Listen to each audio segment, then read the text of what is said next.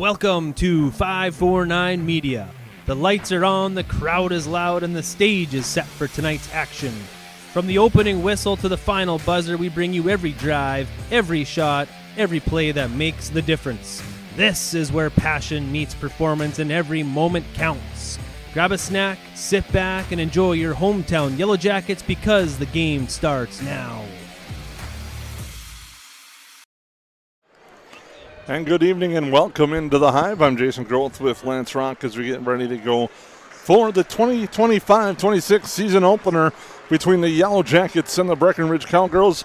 And Lance, right back at the Hive, and should be a fun one here tonight. Yeah, seasons change pretty quickly, and here we are into the winter sports season, Jason. And it's exciting time as you can see the jersey night tonight for the girls as they're getting ready to come in and take the warm-ups. And you're also seeing a really, really good Breckenridge Cowgirls team, Jason, that I'm looking forward to seeing as well tonight. And we'll kind of highlight some of the things we're looking for both teams as we roll along here in the pregame show. We have a full pregame show lined up for you here tonight. We'll be joined by Yellowjacket head coach TJ Super on our pregame show as we thank you for tuning in as the Yellowjackets get ready to take the court for the first time. Coming in with a record of 15-13 last year. They were 9-7 in the Heart of the Lakes. For the Cowgirls, coming with a record of 23-6, and were co-champions of the Heart of the Lakes Conference with an 11-4 mark. We'll take a break, come back, and get you set up here on the pregame show here on the 549 Media Network. Perham Health is here to take care of you, to keep you crushing it. Broken bone? We'll fix it. New baby? We'll deliver. We've heard that. And yes, we can help. From life's big moments to the annoyingly sick ones, our providers have the expertise and compassion to handle it all. Perham Health, so you can keep on hitting it.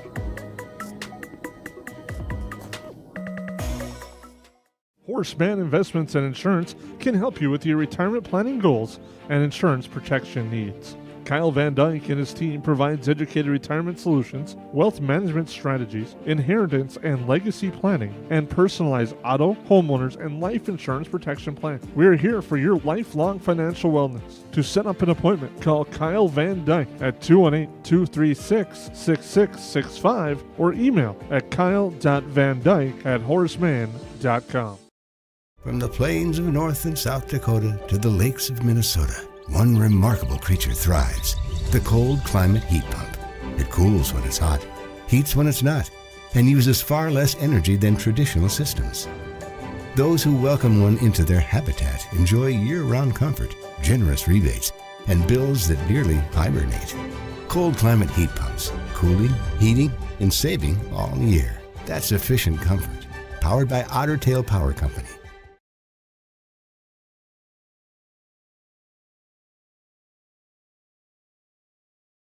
Good question. And welcome back here to the Hive.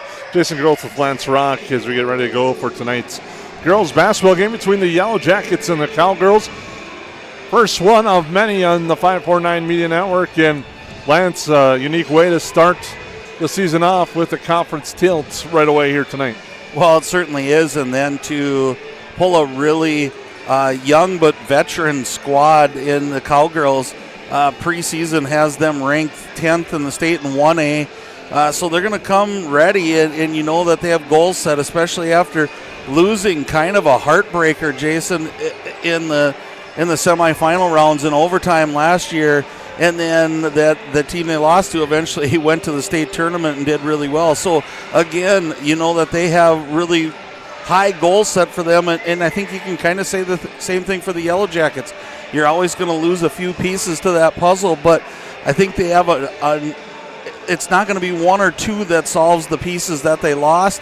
It's going to be three or four, and they have some really nice depth this year, the Yellowjackets do. And on the other side, like you said, the depth for the Yellowjackets, one of the key players, senior Kaya Anderson, the lone senior on this Yellowjacket squad. An exciting week for her last week, signing her national letter of intent to continue her career at Southwest Minnesota State, and you know the Yellowjackets are really going to lean on her. Well, and I think one of the best compliments you can give any player is she's back again this year. And it's those players that have a longevity and a career that's been filled with good play, and Kaya's no exception there. She comes every night. She's really got a strong will, one, to win, and two, to make her teammates better, and I think that's what you're looking for out of a senior leader. She's went through that stage of nickname being rookie, coming through the ranks to now she's the veteran, helping out some of these other young girls, and I don't think there could be any better person than her to do that for Coach Super and his staff. The 549 Media pregame show rolls on. We'll be back, and when we're back, we'll be joined by Yellow Jacket head coach TJ Super right here on the 549 Media Network.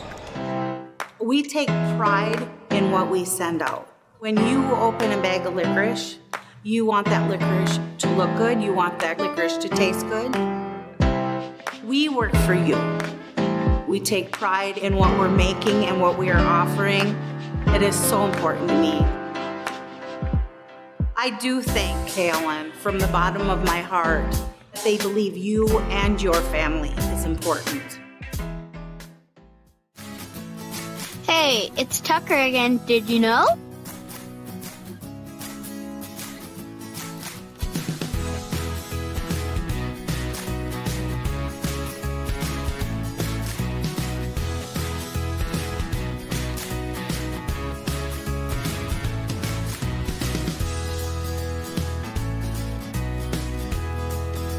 EOT Insurance Agency. Hello and welcome back to the 549 Media pregame show. We're now joined by Yellow Jacket head coach TJ Super, and TJ getting ready for a brand new season tonight as you kick things off with Breckenridge first overall. How has the couple of weeks of practice been going for the team? You know, we had a really good first week of practice. I mean, I'd say great. Just with the energy that we had in the gym, the competitiveness that we had, girls are really pushing each other and doing a lot of great things. We're doing a couple of things differently on offense, on defense, and so girls are having to kind of figure that stuff out. But when it comes to just what you want to see on the court and in the gym every day and what you want to hear, our girls are just crushing it. Doesn't mean we're going to be great at basketball as we start the season here, and we're going to have to figure some of that stuff out, but I honestly couldn't be any happier than I am right now with this team. What's the makeup of this year's Yellow Jacket squad?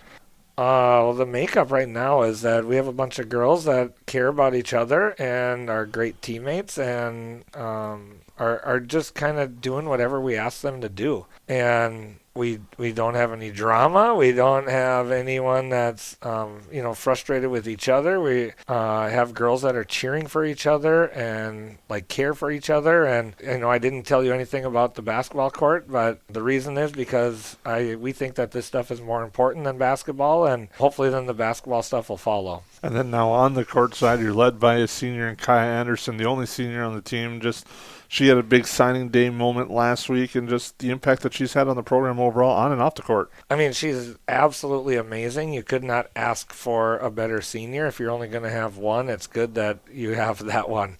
She is a great basketball player who has changed her game throughout her years. Everyone knows she can shoot it. She can do a whole bunch of other stuff on the court too, but she has been challenged by me and by her teammates to be great, and every day she comes to the gym, she has met those expectations. She's just a great leader and a great person. Obviously, she went to state in tennis, so she excels at kind of everything she does. She's a great singer, and she does all this other great stuff, but she is a great leader, and we're going to be depending on her on the basketball court. Where she's come from when she was playing varsity in 8th grade a little bit to where she is now, though, it's just been really fun to be a part of that. On paper, it's a younger roster overall, but it's a roster that seems to have a lot of experience coming back this year. Yeah, we are obviously extremely young. Last year, a lot of these girls were not ready quite yet for varsity, mentally, emotionally,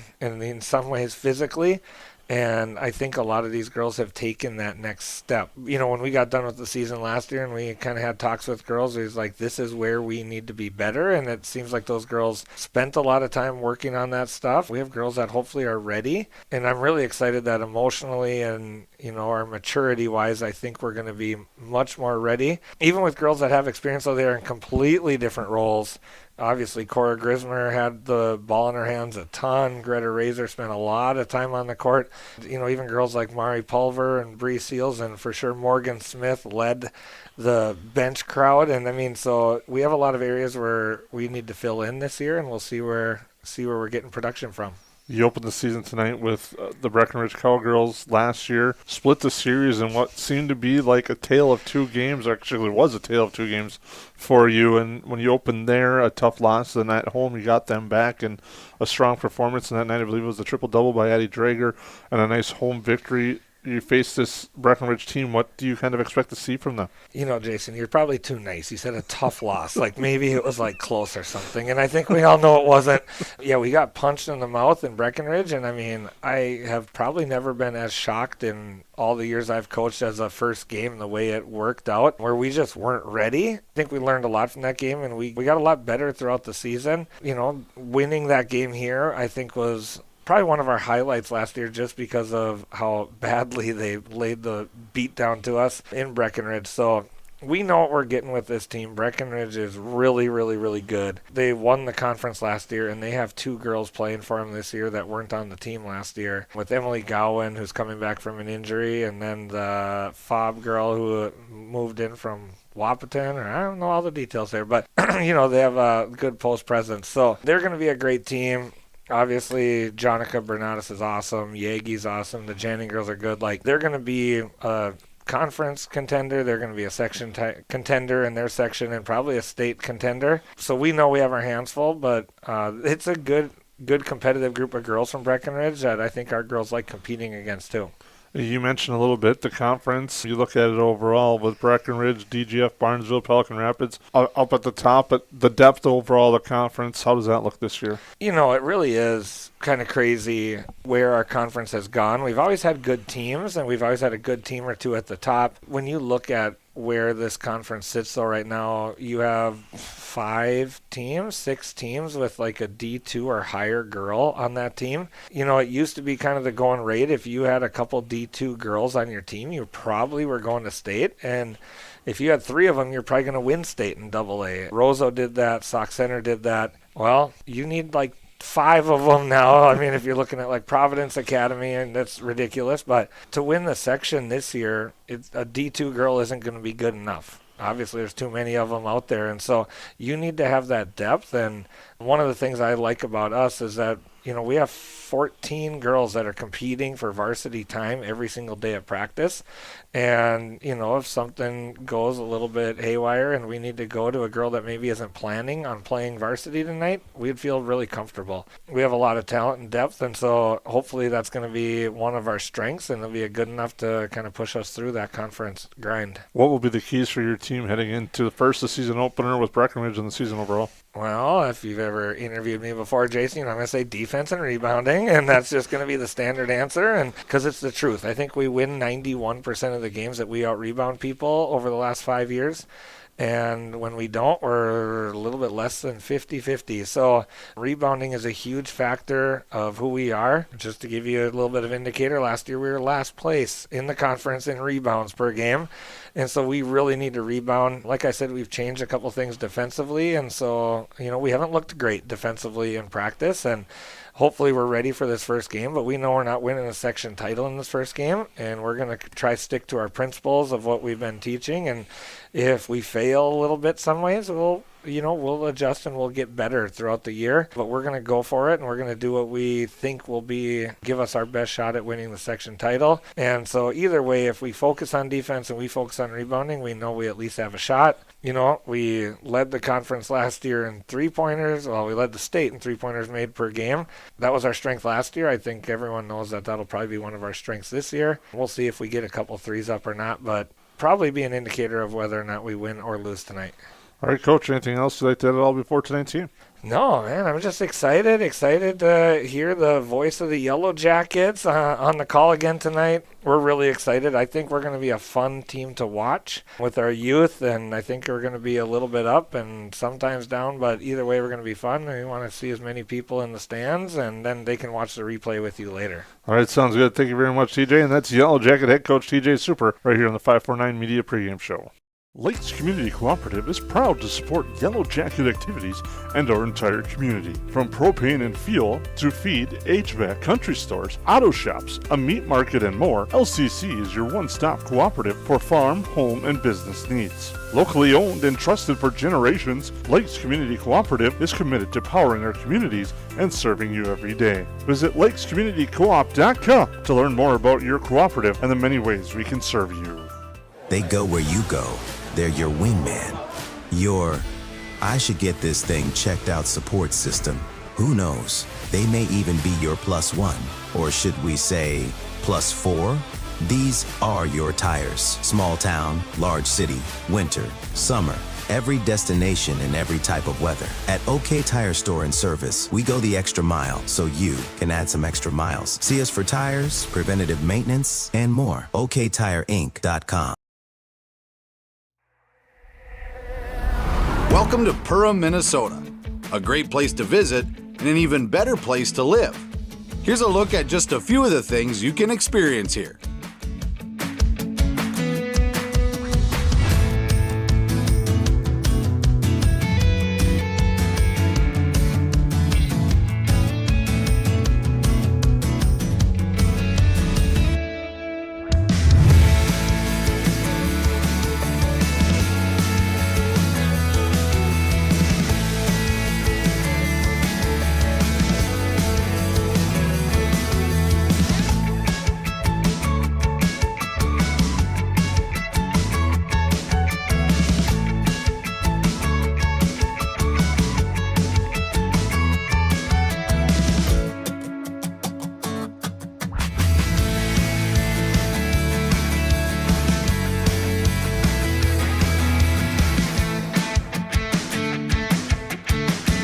If you'd like to find your inner otter in Perham, visit OttertailLakesCountry.com.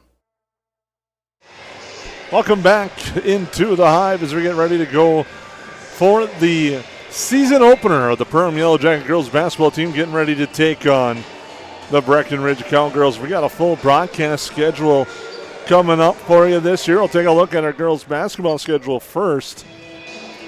Very busy start to the season tonight here with Breckenridge, and then back here on Tuesday taking on Wadena Deer Creek. They're on the road Monday night taking on Albany, in what should be a fun test.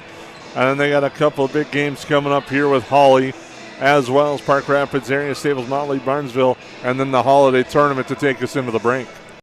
Yeah, and I think you'd, as a coaching staff, you probably would like a few days of practice in between the games, but sometimes you're tested by fire, and that's what's going to happen for the Yellowjackets.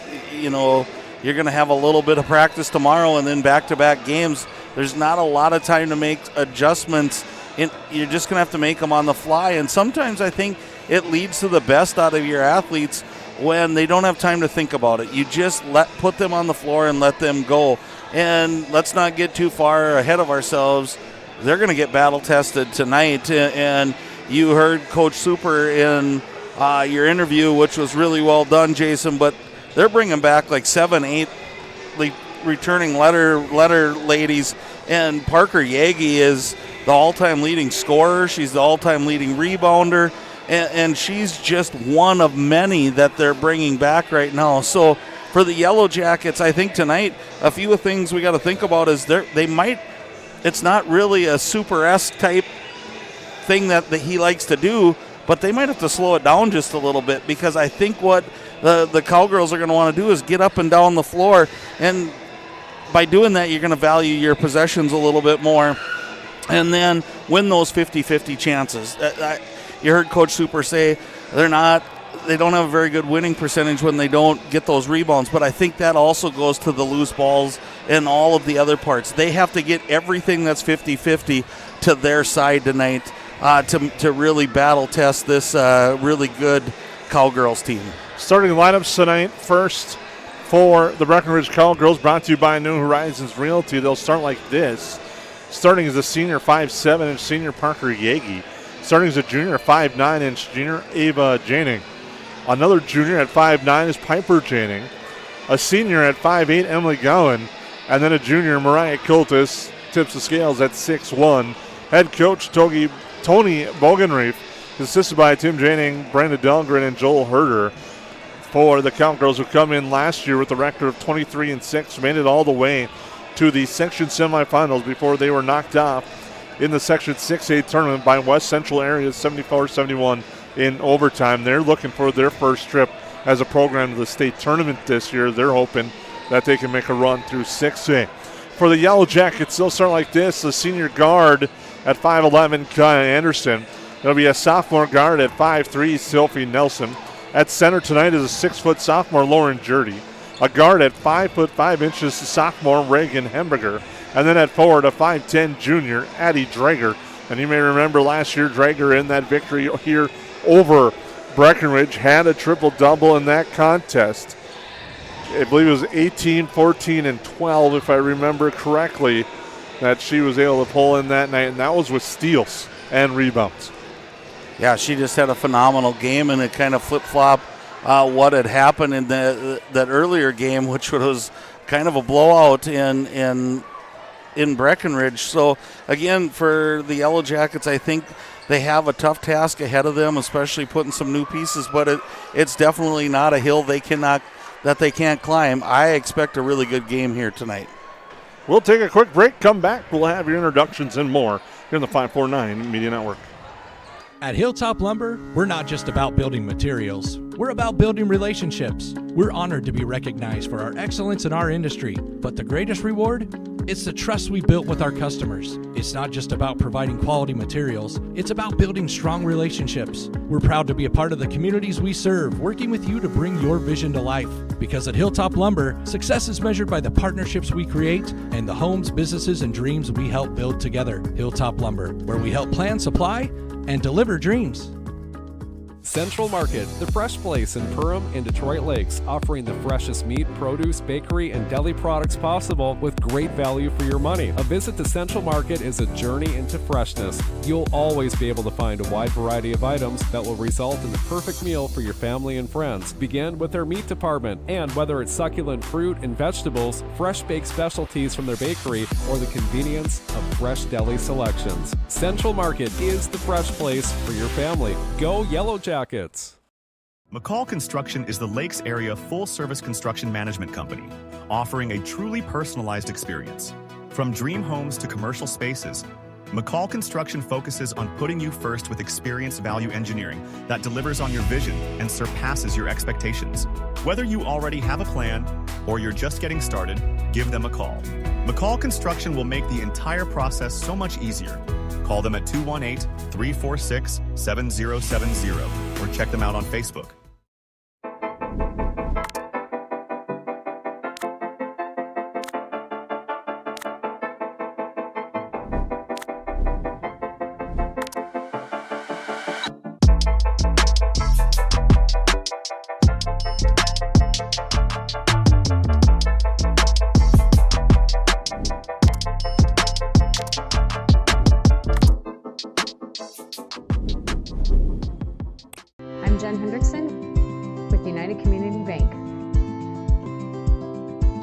Isn't something we take lightly. We support the teachers and support staff that help teach our children every day. We support local Perm athletes with our Battle of the Beast sponsorship nights. And every year we award 4 scholarships to Perm seniors.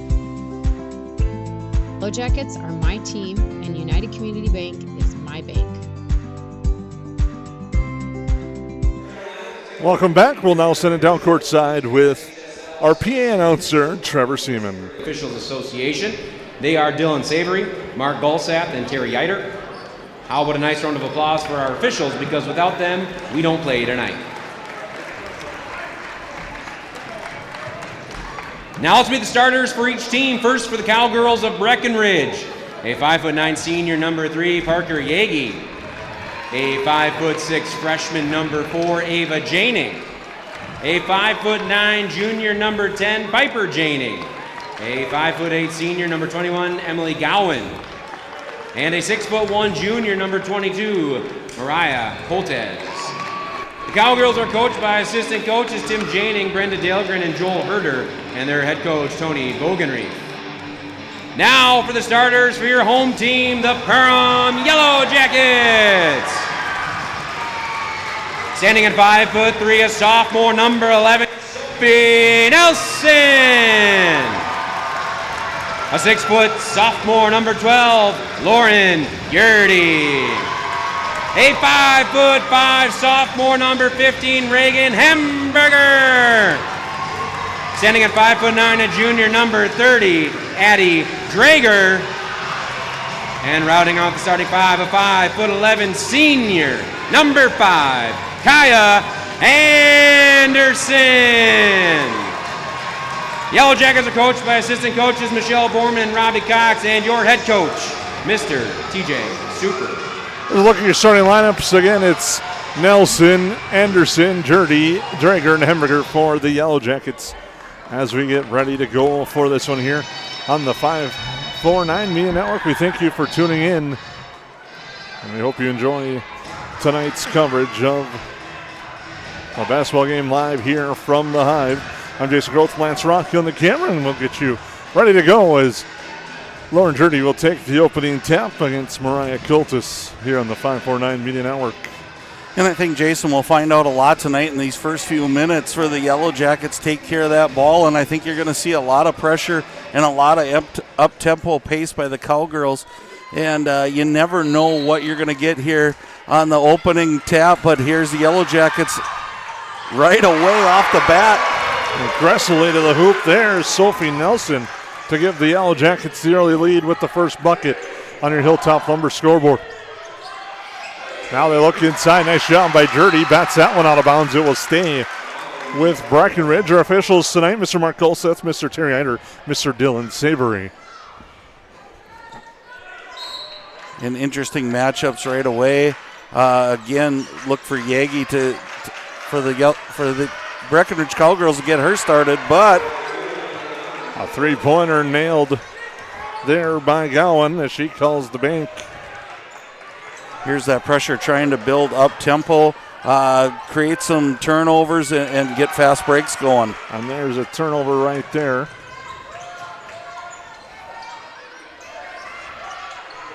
We have a pass inside the lane. It goes off the hands there of Cultus and out of bounds. Interesting when you're this early in the season with this fast break tempo, which team might get tired. Its conditioning's going to come to play. Three-pointer from the corner. That's Hemberger, no good. Rebound grabbed by Yagi. We apologize, our score clock plan not working tonight. Now we have a travel here on the near side as Jading was unable to corral that one. It's 3-2 in favor of Breckenridge with 17 to go in our opening half here from the Hive. Pass near side, Anderson looking inside, not there. She'll dribble back out, go to the left with there to Nelson. Nelson inside Jurdy. Jurdy gets position but loses the basketball, and it goes out of bounds. Well, and there's a spot I think as the season goes on, you're going to see her don't use that dribble. You had inside position, drop step, go right up to the basket. Don't allow a hand to sneak in there and tip that ball away like that just happened. Now driving baseline, kicking it out at three on its way for Ava Jading off the front iron. Rebound tapped around here to near court. And it's eventually inside, and a block there by Jurdy on the shot attempt there by Jading, and the ball's still free. Stepping into a three, Ava Jading, and that one's good. Yeah, everybody just kind of got enamored by the block, which was awesome. Play continued, and heads-up play there by the Cowgirls. Hemberger getting pressured near side, gets it to Anderson up top. Anderson now over to Nelson. She looks to drive, pulls up to Anderson up top. A deep three from Kai Anderson is good on the feed from Sophie Nelson. And you talked about senior leadership in your interview earlier, and that's exactly what you expect out of your senior. Step up when the game's getting a little bit out of hand early. And an answer by Emily Goen as she comes back with a triple of her own. It's now 9-5. Cowgirls off from beyond the arc. Cross-court pass stolen away. Ava Jading with it, and now a foul. Foul beyond the Yellowjackets. Well, and you can see what the Cowgirls are trying to do, Jason. They're trying to make you believe that there's openings that there are not, and then they've got that trailer on defense coming back and making some of those early tips. So for the Yellowjackets, I think it's okay to not rush once you beat that early rush of the full court trap, and then settle into your offense a little bit right now. Pressure there, Anderson. Ball comes free along the side and out of bounds. Last touch by Piper Janning. The turnover will give it to the Yellowjackets. Cowgirls off to a 9-5 lead here in the early going. 3 3-pointers, 2 of them by Gowan. As the Cowgirls up, here's Hemberger. They're not going to give her any space, but Anderson will take the 3. That one's offline. Hemberger tracks it down out of bounds. Last touched. Officials are going to discuss. And it's going to go to Breckenridge, I believe, as Mr. Galseth and Mr. Eider will discuss, and it will be Breckenridge basketball. Well, that just shows you a veteran officiating crew. They didn't make a hasty call. They waited and made the right call. Drive kick out. Now with it is Spear, who just came into the game. Now over to Janning. Baseline jumper. That's Fobb. It's good. Sienna Fobb gets the kiss off the glass and gets it to go. First non-3-pointer of the game for Breckenridge. Makes it 11-5. Anderson with it. Head fake there. Now dribbles back to Hemberger. She will take the deep 3. That one's offline. And the rebound is grabbed by Janning. Janning up ahead. Step through there. Left-hand shot. No good by Piper Janning. Yellowjackets get the board. That's Jurdy. She battles through, draws the foul. Yeah, nice job of Jurdy just staying with that. A lot of hand pressure in there when you're getting a rebound. Nice job of her to stay tough, stay strong. Yellowjackets, I think, can't get enamored with that first open look, Jason, and that's kind of playing into the Cowgirls' hands right now. Work a little time, make them play a little defense on this end once you break the press, and then get your shot, third or fourth pass in. Kunza and Phillips now in for the Yellowjackets. Kunza with it. Now Nelson will take the 3. She will hit the 3. Sophie Nelson with the 3-pointer now has 5 on the night. And that's exactly what I was talking about. Kunza had the open look early, waited for that ball rotation to happen, got the Cowgirls out of place, and a nice, easy, open shot right there. Now trying to dribble through is Ava Janning. It's turned over up ahead. Drager. She'll slow down now to Nelson. Tough pass. She corrals it. Here's Anderson looking to move. Drives in the lane. Kick out right side. Kunza for 3. It's no good. Rebound grabbed inside. The putback doesn't fall. But earning a trip to the Horace Mann free throw line will be Olivia Phillips.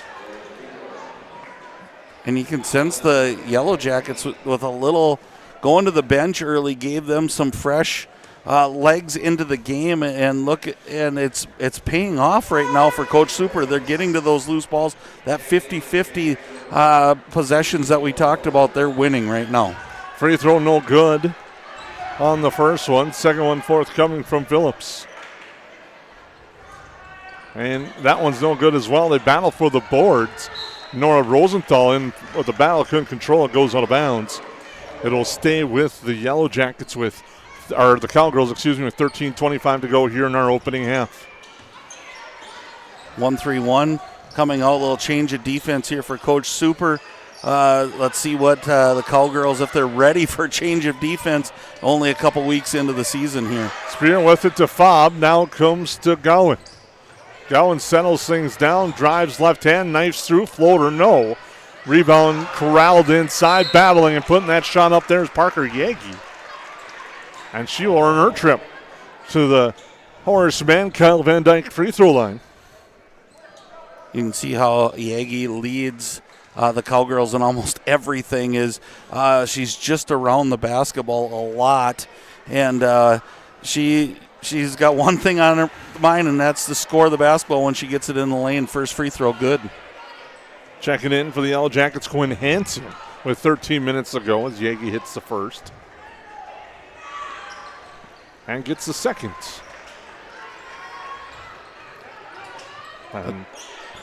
Different pressure now here, Jason. Just man-to-man type pressure. Little change up on both teams now on defense. Hansen, a 3, offline. Anderson battles for the board, gets it to Rosenthal. Here's Kunza, cross court there, back to Anderson, off the screen. Anderson steps back to the E in the Hive, now looks in the lane, spins, looking for help, loses the basketball. To the floor it goes, and then eventually coming away with it's Emily Gowan. Gowan off the glass is good. Well, let's not forget that last possession. Kaya Anderson kind of went through Yagi there, Jason, and it could have been an early second foul, which would dramatically change the rotation for the Yellowjackets. Rosenthal into the lane, bounce pass there. Hansen comes back to Kunza. A deep three for Kunza, misses everything. On the Yellowjackets, I think, just need to settle down and get their feet underneath them as they rush that one. 12:06 to go first half. Well, and that's what this type of defense does, is it speeds up your whole process, and especially your thinking. And for the Yellowjackets now, they have to realize they're okay. They can take possession of the basketball, rotate it, get a good look. Three-pointer, no good. Kunza fights and gets the rebound. Looking to run is Kunza here on the near side. Inside Anderson. Anderson down to the block. The head fake. Pressure comes, shot blocked away. Comes back up top, Rosenthal. Rosenthal back to Anderson. Inside they go. Off the glass shot, no good. That time by Phillips. Rebound grabbed there by Kiltis. Physical play underneath the basket. Both ways, it seems like the officials are letting this play out. And now eventually coming away with it, Kunza. The right-hand layup is good for Ashton Kunza. Her first points on the year for the Yellowjackets. That cuts it to 5 at 15-10 on your Hilltop Lumber scoreboard here in the first half. And as Peter Griffin would say, corner three is hit there for Ava Janing as she hits that one. Her second three-pointer of the night. Always seems like they have an answer right now when the Yellowjackets get it within 5. Another big three, and here's another turnover back to the Cowgirls. Up ahead now. Breckenridge looking to add to the lead. Drives lane wide open there. Emily going for 2. She's quickly got 10, and that's what the lead is at. 20-10 in favor of the Cowgirls. Rule 1 in basketball, stop ball, and the Yellowjackets failed to do that. Led to an easy layup. Rosenthal on the way to the hoop draws the foul.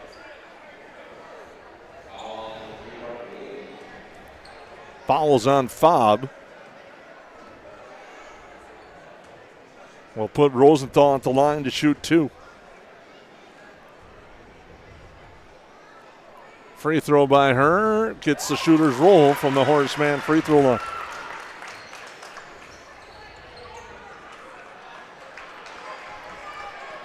And again, Coach Super talked about depth. Jason, we're seeing that in play as 4 Yellowjackets in on a made, if it's a made free throw here, and 4 out.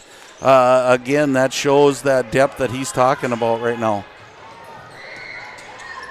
Driving into the lane, no foul on the drive by Yagi. They battle for the loose ball. It's tied up. Possession arrow will stay with the Cowgirls. 10:28 to go. Hilltop Lumber scoreboard showing the Cowgirls up 20-11 here in our opening half from the Hive of the first game. Quickly in the lane, the ball goes to the floor, and eventually the Yellowjackets and Nelson come away with it. Nelson to the near side, Hemberger for 3. That's offline. Rebound, Kunza tries to throw it off of Janning, but it goes out of bounds with 10:14 to go. Again, I'm going to probably sound like a broken record. I know that's a shot Hemberger's used to making and getting. It's really quick. And again, when you talk about limiting possessions for these Cowgirls, they've had a lot of possessions. We still have 10-13 to go in the game in the first half, Jason, and it seems like we've been up and down the floor a lot. So, again, for the Yellowjackets, if they're going to control tempo a little bit, they're going to have to get that ball moving around the perimeter, especially, and make the Cowgirls play defense, maybe wear them down a little bit from the offensive end. Nelson pestering, and Janning goes to the ground and throws it out of bounds. Nice defense there by Nelson as the Yellowjackets pick up full court there. A 10:04 to go in our opening half. Yellowjackets trail by 9 on the Hilltop Lumber scoreboard. Nelson with it now to Hemberger. Looking inside journey. Nice play defensively coming around that time by Kiltis. Did a nice job with positioning, getting the reach with her long length on the arms and bats that one out of bounds with 9:55 to go. Well, and they've switched that up a little bit at least. Oh, I'll let the 3 happen here. That one misses. The first couple possessions on Gertie, they tried a 3-quarter, and she really did get a nice seal and an easy entry pass for the Yellowjackets. That time they played behind and then tried to run another girl at her. So look for the Yellowjackets if they can get it to Gertie, if she can find the open shooter for a 3. The battle is now tied up, held ball. Yellowjackets get the basketball. Head coach TJ Super said they would take a lot of threes. They've definitely done that, but for the most part tonight, they've been offline. Well, and hopefully it turns tide for the Yellowjackets, and they start to hit a few of those threes, and then that lead disappears in a hurry. And now we're going to have a reach-in foul. That's going to be on Jurdy after the tough entry, and then ends up into a turnover. Jurdy picks up the foul, her first, team's 3rd. And my guess is if you talk to either head coach right now, they probably wouldn't be really happy. This hasn't been a real clean start to the season for either team. It looks like the first game they're playing that way, but both teams are playing with a lot of grit, and they're getting after it on the defensive end, and that's probably why we're seeing all the turnovers we're seeing. This Janing and Nelson battle has been entertaining to watch. Nelson picks her up half court. Now here's Yagi with it, trying to get it near side. Janing, or excuse me, for Piper Janing, but it goes out of bounds. Right, and just a bad angle at the start of the year. Dribble down a couple steps, get yourself a good angle. That straight on pass from the top, always a tough one to complete. Nelson with it to the right side. They look inside, and that's Fobb with the position, gets the turnover. Back comes Janing. Trying to get the steal there was Drager, and said she's going to get the head contact foul. That'll be her second. And it seems like there have been more team fouls than 7 total in this game. It just seems that way. But here we are with a timeout. 8:57 to go in the first half. We'll take it with them on the 549 Media Network. It's something new every day, some different stuff to do. It's not the same monotonous thing over and over again. Everybody works together. Everybody knows everybody. You know, we all get along just well. It's just a great company to work with. It's like a big family here. It's just everybody gets along with everybody, and everybody clicks. Everybody just helps everybody out. And it's a pretty awesome job to have.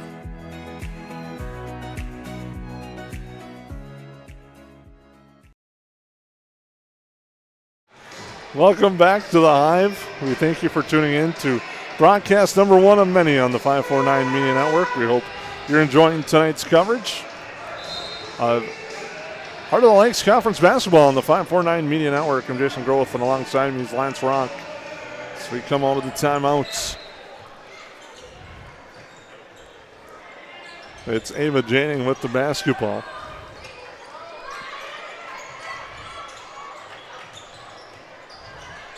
They go near side, and stepping on the sideline is on a spear for the turnover. Nora Rosenthal will come in for the Yellowjackets. She'll replace Addie Drager, who has 2 fouls, and a nice move there. Don't want her to pick up her 3rd. Guess you'd see her come back maybe at the 3-minute mark in this first half, if at all, as Anderson drives, head fake, no, shot, no, tries to save her own shot, and Janing eventually gets the loose ball coming back the other way. Inside, looking for Fobb. Fobb creates space, goes up, tough shot, and she travels. Breckenridge may think the contact caused that, but they're letting it go tonight with this veteran officiating crew. That's a great way of putting it, Jason. It has been a physical game. Both teams trying to get up and down the floor.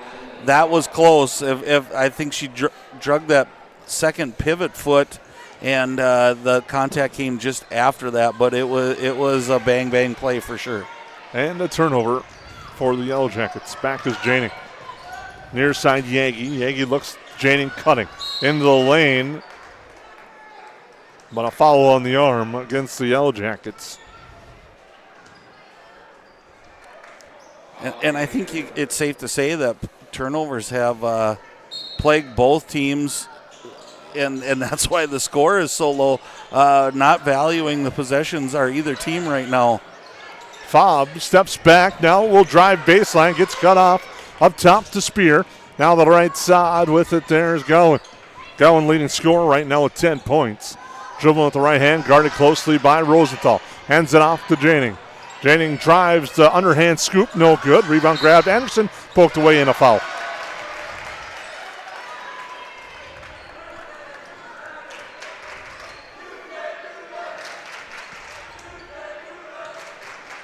So, foul is on Yagi.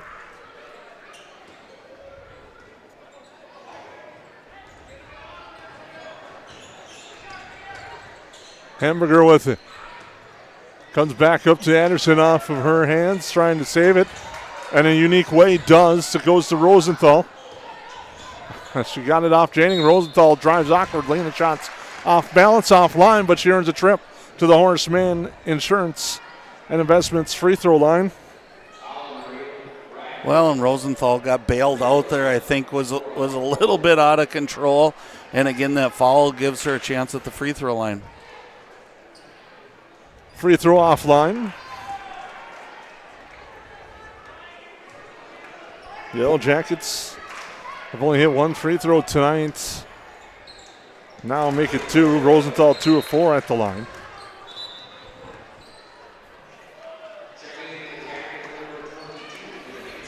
Quinn Hansen back in for the Yellowjackets. So both teams have shown some depth on the bench tonight, but we have not seen Jonica Bernanis on the floor for Breckenridge tonight.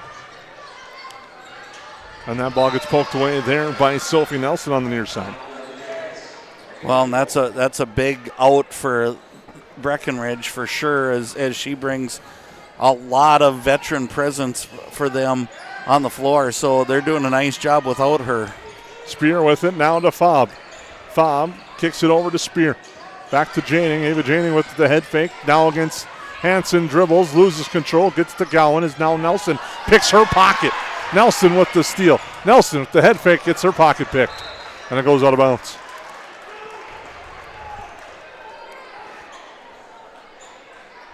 Under 7 to go in our opening half. 6:58 to go. Your Hilltop Lumber scoreboard shows the Cowgirls up by 8 as they go inside. Kick out outside. Anderson the 3. Misses everything off the iron a little bit. Now Nelson with it. Hamburger. She will launch. That one's off the back iron. Hansen the board. Hamburger the 3 attempts. That one is good. Reagan Hamburger hits the triple. And you know that's got to be good for her to see the ball go through the hoop for the first time, and it cuts the lead to 5. Here's Gowan with it. Gowan leads all scorers, has 10. With it to Ava Janing. Then back to Fobb, getting pressured there. Nice pressure by Phillips on Fobb. Phillips pushing her out, making her stretch the floor. Now it's poked away. Nelson tries to get in and get the steal. The Yellowjackets pleading that it was off of the leg. They're not winning that one. 6 seconds left, so look for an inbounds play. It sounds weird, but inbounds play out of the top looking for a shooter. I see a high-low type situation here, too, for the Cowgirls. Yagi with 2 on the shot clock. Gets it off line, but a rebound on a tough shot like that. Gowan no good. And now Nelson. Pressure on her. Gets it to Anderson. They'll break half court. Hansen with it. Might have got one of those gather steps as it goes to Hamburger. She takes the 3. That's off the back iron. Long rebound. Fobb with the rebound. Cowgirls looking to run. Stolen away by Hamburger. Hamburger back the other way. It might be the easiest steal Hamburger gets this year. 3-pointer from the corner off the iron. On a battle of the floor, comes back Anderson with it. Anderson knifes through, nice move, draws the foul, and earn a trip to the free throw line. Well, the Cowgirls definitely have one thing in mind here, Jason. They're going to defend the three-point line. They're going to make the Yellowjackets go off, not set their feet, and then they're going to make every layup tough. And if they've got to put you to the free throw line, they're going to put you to the free throw line. And you can see that's been drilled into them. Very few easy threes unless it came off of an offensive rebound so far for the Jackets. Anderson at the Kyle Van Dyke Horseman free throw line gets that one to go.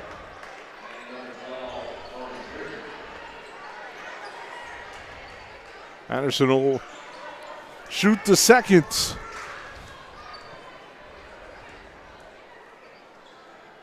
And hit the second free throw.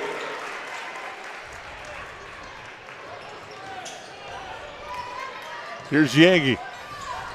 Near side for Spear, now with it Janning. Ava Janning driving. Pressured there, throws it away. Here's Anderson.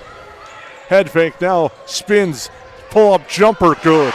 Nice, nifty move there by Kaya Anderson. Cuts the lead to 1. Now coming back the other way, Anderson bats that out of bounds. Fortunately for her, she didn't pick up her second foul as she went through Yankee on that one.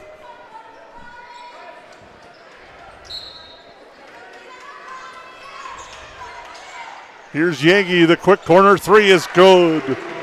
Parker Yagi answers, and now she has 5. Now Kunza with it. Over to Anderson. She's going to take a deep three-pointer, and that one misses everything and slowly rolls out of bounds. The huddle shot chart tomorrow will be interesting to see the percentages from beyond the arcs right now for the Yellowjackets. Well, and again, Jason, I don't mind the three-point shot. I live by it when I played. You got to get it in rhythm, though. The Yellowjackets, I'd love to see the percentage when they're in their offense, they move the ball 2 or 3 times versus that initial right away three-point shot. It has to be a devastating difference. We got timeout on the floor. Yellowjackets trail 23-19 on your Hilltop Lumber scoreboard.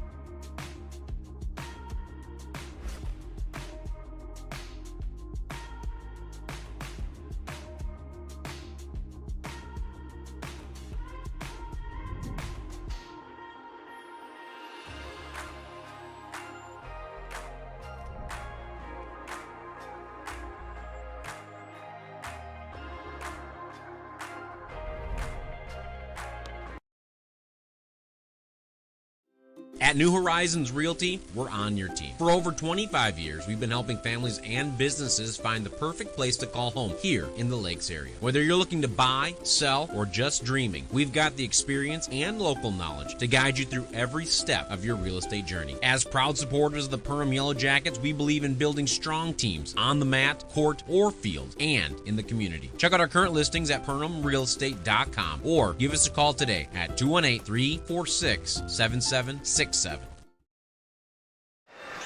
Welcome back to the Hive as we get ready to come out of the timeout. The Yellowjackets trail 23-19 on your Hilltop Lumber scoreboard. As they tried the sideline entry pass inside to Yagi, it goes out of bounds, apparently off a Yellowjacket, and it will stay with the Cowgirls. 22 on the shot clock, 4:23 on the game clock. They're looking to inbound, they get it in. Here's Ava Janning looking to drive, kick out. And now it comes back out to Janning as the Jannings exchange passes and eventually lose the ball out of bounds. Good pressure defense there by Quinn Hansen. And it might be the defense doing it, but I don't see the spacing from the Cowgirls that I think you'd like if you're Coach Morgan-Reef.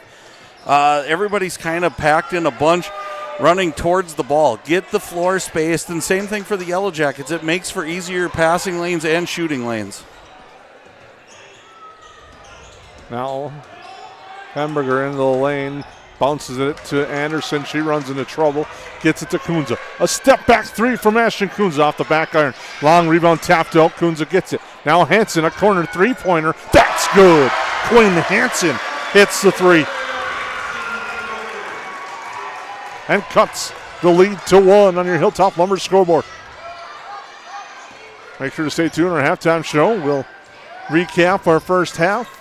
Talk about a lot of other interesting things going on in the sports world as that left-hand layup there is no good by Piper Janning.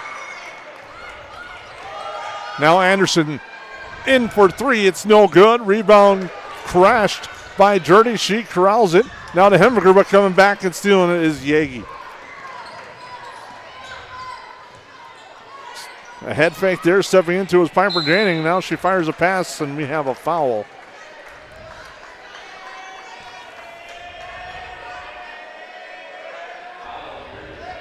Foul's on Jurdy. That means Breckenridge on the next foul will shoot. Actually, both teams will be shooting the rest of the way. Foul on Jurdy, her second. Quick inbounds pass, now to the floor. Kunza throws it up ahead. Nelson tries to track it down. Can't.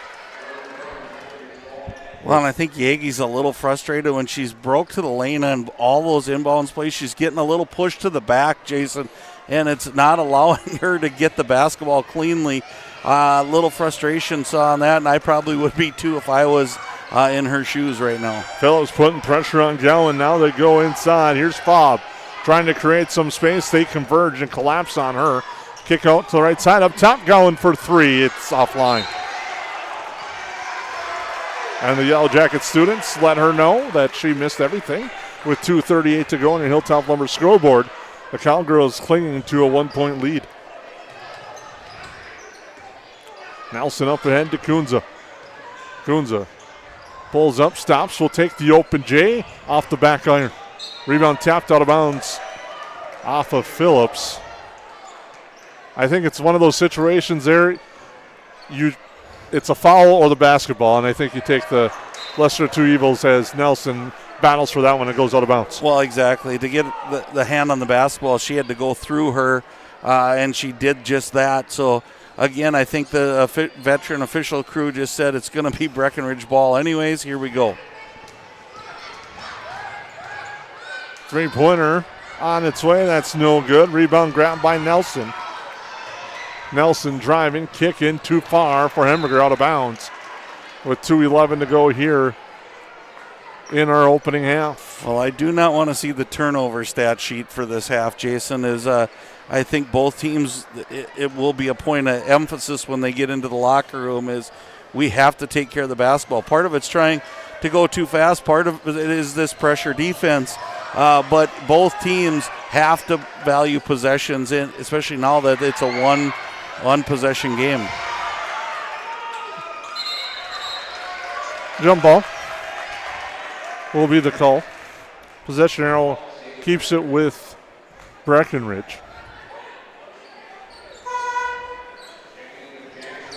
1:54 to go. It's kind of interesting. I haven't seen Fobb, number 32, get down to the lower block. It's been Yagi down there trying to work mismatches with the guards. Has not worked for them so far. Anderson with the steal, tough layup. Rebound, Kunza back to Anderson. Head fake on the jumper into the lane. Right hand good for Kaya Anderson. And that gives the Yellowjackets a 1-point edge. Gowan with it. Clock at 1:20. Inside Yagi, pressure on her, shot no good. Goes out of bounds, last touched by the Yellowjackets. 1:19 to go in our opening half.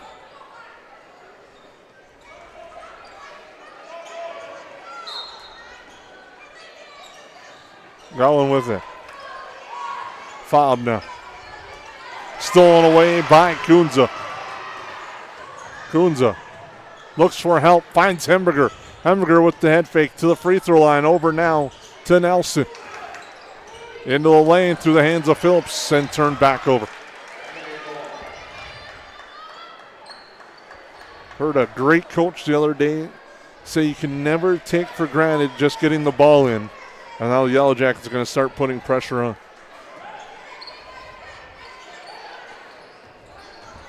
And now bringing it up court, Ava Janey. Janey circles back. Anderson out on her. Under a minute to go now. Shot clock at 25, and now they go down low. Working in the lane is Yagi. Shot no. Second putback attempt is no good. Rebound bounces around. Fobb gets it. Tough pass. Gowan saves it. Now to the floor. Someone's got to pick it up. It's going to be Yagi. Yagi just barrels her way through, but it's a cylinder foul that is going to be called on the Yellowjackets. They thought position, but she was in that cylinder as well, even if she had position.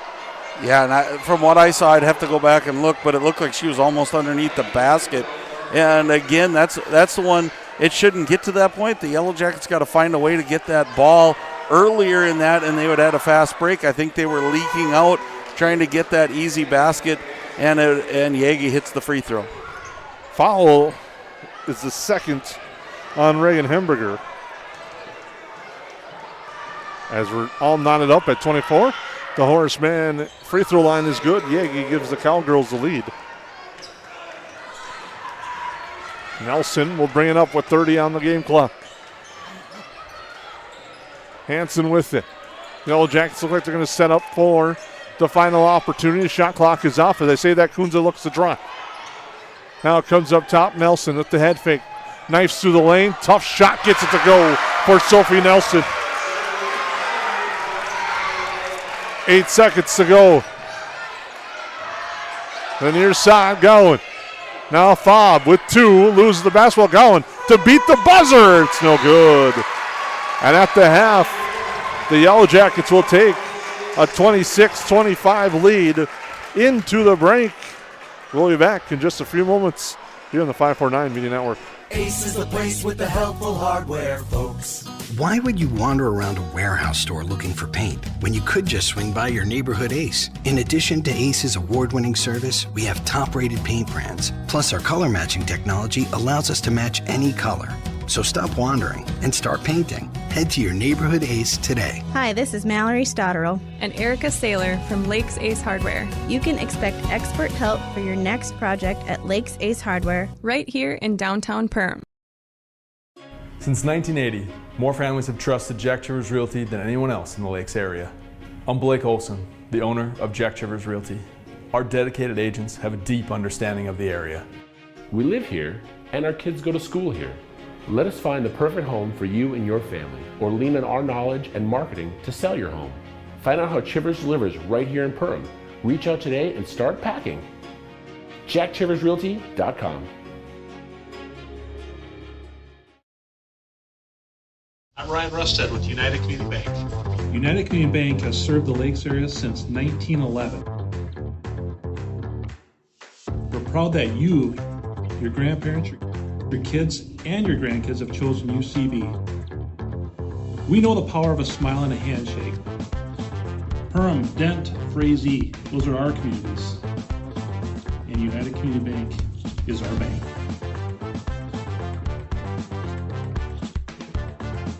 80-90% of this world goes to a 8-to-5 job, and they get to slave away to barely get by. We have the opportunity to go put in the work and be able to change people's lives. Be the less than 1% in this business. Everyone in this room has the opportunity for growth. Everyone in this room has the opportunity to go protect a bunch of people. Be that person today. If you're self-motivated and disciplined, this is the opportunity for you. Call Dan Persons at 218-259-0741 for more information. It's not necessary to build your business in Perham, Minnesota to be successful.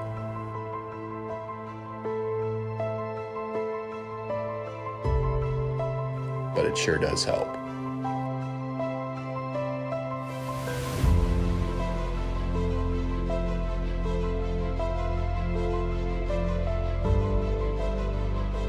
Hammers Construction, your vision, our team. Since 1955, Esser Plumbing and Heating has been keeping homes and businesses comfortable across the Lakes area. From residential and commercial new construction to plumbing and HVAC service, our skilled technicians bring knowledge, experience, and a friendly smile to every job. When comfort matters, trust the team your neighbors have counted on for generations. Call 877-882-4822 or visit EsserPlumbingandHeating.com. Esser Plumbing and Heating. Trusted people, trusted service. At Joe Foltz Construction, quality and integrity aren't just words, they're our commitment. Since 2004, our owner-operator-led team of skilled craftsmen has brought dream homes, commercial spaces, and major remodels to life across Lakes Country. We guide you through every step, from custom design and accurate estimates to construction and a 10-year warranty that shows we build for life. Your vision is our blueprint. Joe Foltz Construction, craftsmanship you can trust. Visit us in Perham or online at joelfoltzconstruction.com. Welcome back into the Hive. We thank you for tuning in, and as it's halftime with the Yellowjackets leading 26-25 on your Hilltop Lumber scoreboard. It's been an exciting first half of action here tonight, Lance. Yeah, it's been a fun game. Not particularly well played, as we've kind of talked about earlier. I think if whichever team can eliminate the turnover bug is probably going to be victorious tonight. I'm impressed with the Yellowjackets in a couple of ways, Jason, and I'm going to let you comment, but I think they've done a couple things nicely. I think they've changed up defenses really well, kept the Cowgirls off guard, and they seem like they're really aggressive on both sides of the ball. Now, it hasn't always turned out the way they wanted it to turn out, but when they make a decision to go to the basket, they're fully committed. When they're playing defense and they go for a steal, they're fully committal. There's none of this wishy-washy stuff today for the Yellowjackets. Leading the way is Kai Anderson with 9 points, Sophie Nelson with 7, Reagan Hamburger, Quinn Hansen with 3 each, Ashton Kunza and Nora Rosenthal with 2 for the Yellowjackets. Leading the way, Emily Gowan for Breckenridge with 10. Parker Yagi with 7, Ava Janing with 6, and 2 for Sienna Faub. Piper Janing and Mariah Coltis with 2 fouls each on the Breckenridge side. Lauren Jurdy, Reagan Hamburger, and Addie Drenker with 2 each for the Yellowjackets. The halftime show rolls on. We'll take a quick break. Thanks to some of our great sponsors who make these broadcasts possible and keep it free for you viewers at home. We'll thank them and be back here in just a short moment. Yes, garbage is gross, but here at Steve's Sanitation, we are your trash experts with experience to back it up. At Steve's Sanitation, we know how to schedule your trash pickups without missing a beat, and we have been doing it for over 30 years in Perham and the Lakes area. Steve's Sanitation has been voted the best garbage service in the Lakes area since 2019. With 30 dedicated employees, we're here to take care of your trash. For more information, call us at 218-346-4834 or visit our website at stevesanitation.com. At Nias Family Sales, our experienced mechanics are here to provide exceptional service in a timely manner. With 10 service bays, the service department at Nias Family Sales can work on all makes and models. Our experienced mechanics can do everything from oil changes, tire repairs, brake service, engine and transmission repair, and much more. Schedule your vehicle today. Call 218-346-5976 or visit the Nias Family Sales Service Center at 610 East Main Street in Perham. Hansen's Plumbing and Heating provides the highest quality products and services to ensure the comfort and safety of all their customers. It's what they do. Henry Hansen, later known as Hardware Hank, first opened the family hardware store in the early 1930s in Burgess, Minnesota. Today, they are proud to carry on his legacy of hard work and honesty through teamwork, fellowship, cutting-edge technology, and forward thinking. 218-346-2422 or make a visit in Perham, Burgess, or Detroit Lakes today. Hansen's Plumbing and Heating, proudly serving Minnesota families for over 80 years. Perham Health is here to take care of you, to keep you crushing it. Broken bone? We'll fix it. New baby? We'll deliver. We've heard that. And yes, we can help. From life's big moments to the annoyingly sick ones, our providers have the expertise and compassion to handle it all. Perham Health, so you can keep on hitting it.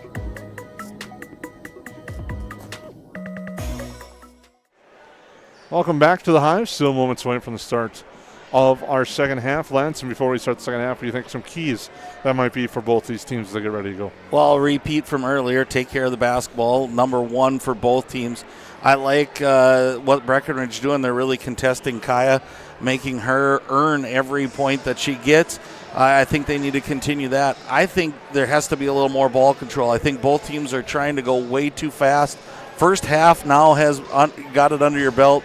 Slow down, get in your offense, get good shots for the ladies that you want to get the shots for, and then let's see who wins this basketball game. We'll be back with the second half here on the 549 Media Network. At Hilltop Lumber, we help plan, supply, and deliver dreams. We are family owned and operated, serving the Lakes area since 1988. Though Hilltop Lumber is our name, we're much more than that. We provide superior consulting and design, accurate estimates, thorough product knowledge, and on-time delivery. We have a full range of building supplies from windows, doors, decking, and siding to hardware, tools, paints, and stains. Take the stress out of building and let us help you find the perfect products for your project. Hilltop Lumber. We help plan, supply, and deliver dreams. McCall Construction is the Lakes area full-service construction management company, offering a truly personalized experience. From dream homes to commercial spaces, McCall Construction focuses on putting you first with experienced value engineering that delivers on your vision and surpasses your expectations. Whether you already have a plan or you're just getting started, give them a call. McCall Construction will make the entire process so much easier. Call them at 218-346-7070 or check them out on Facebook.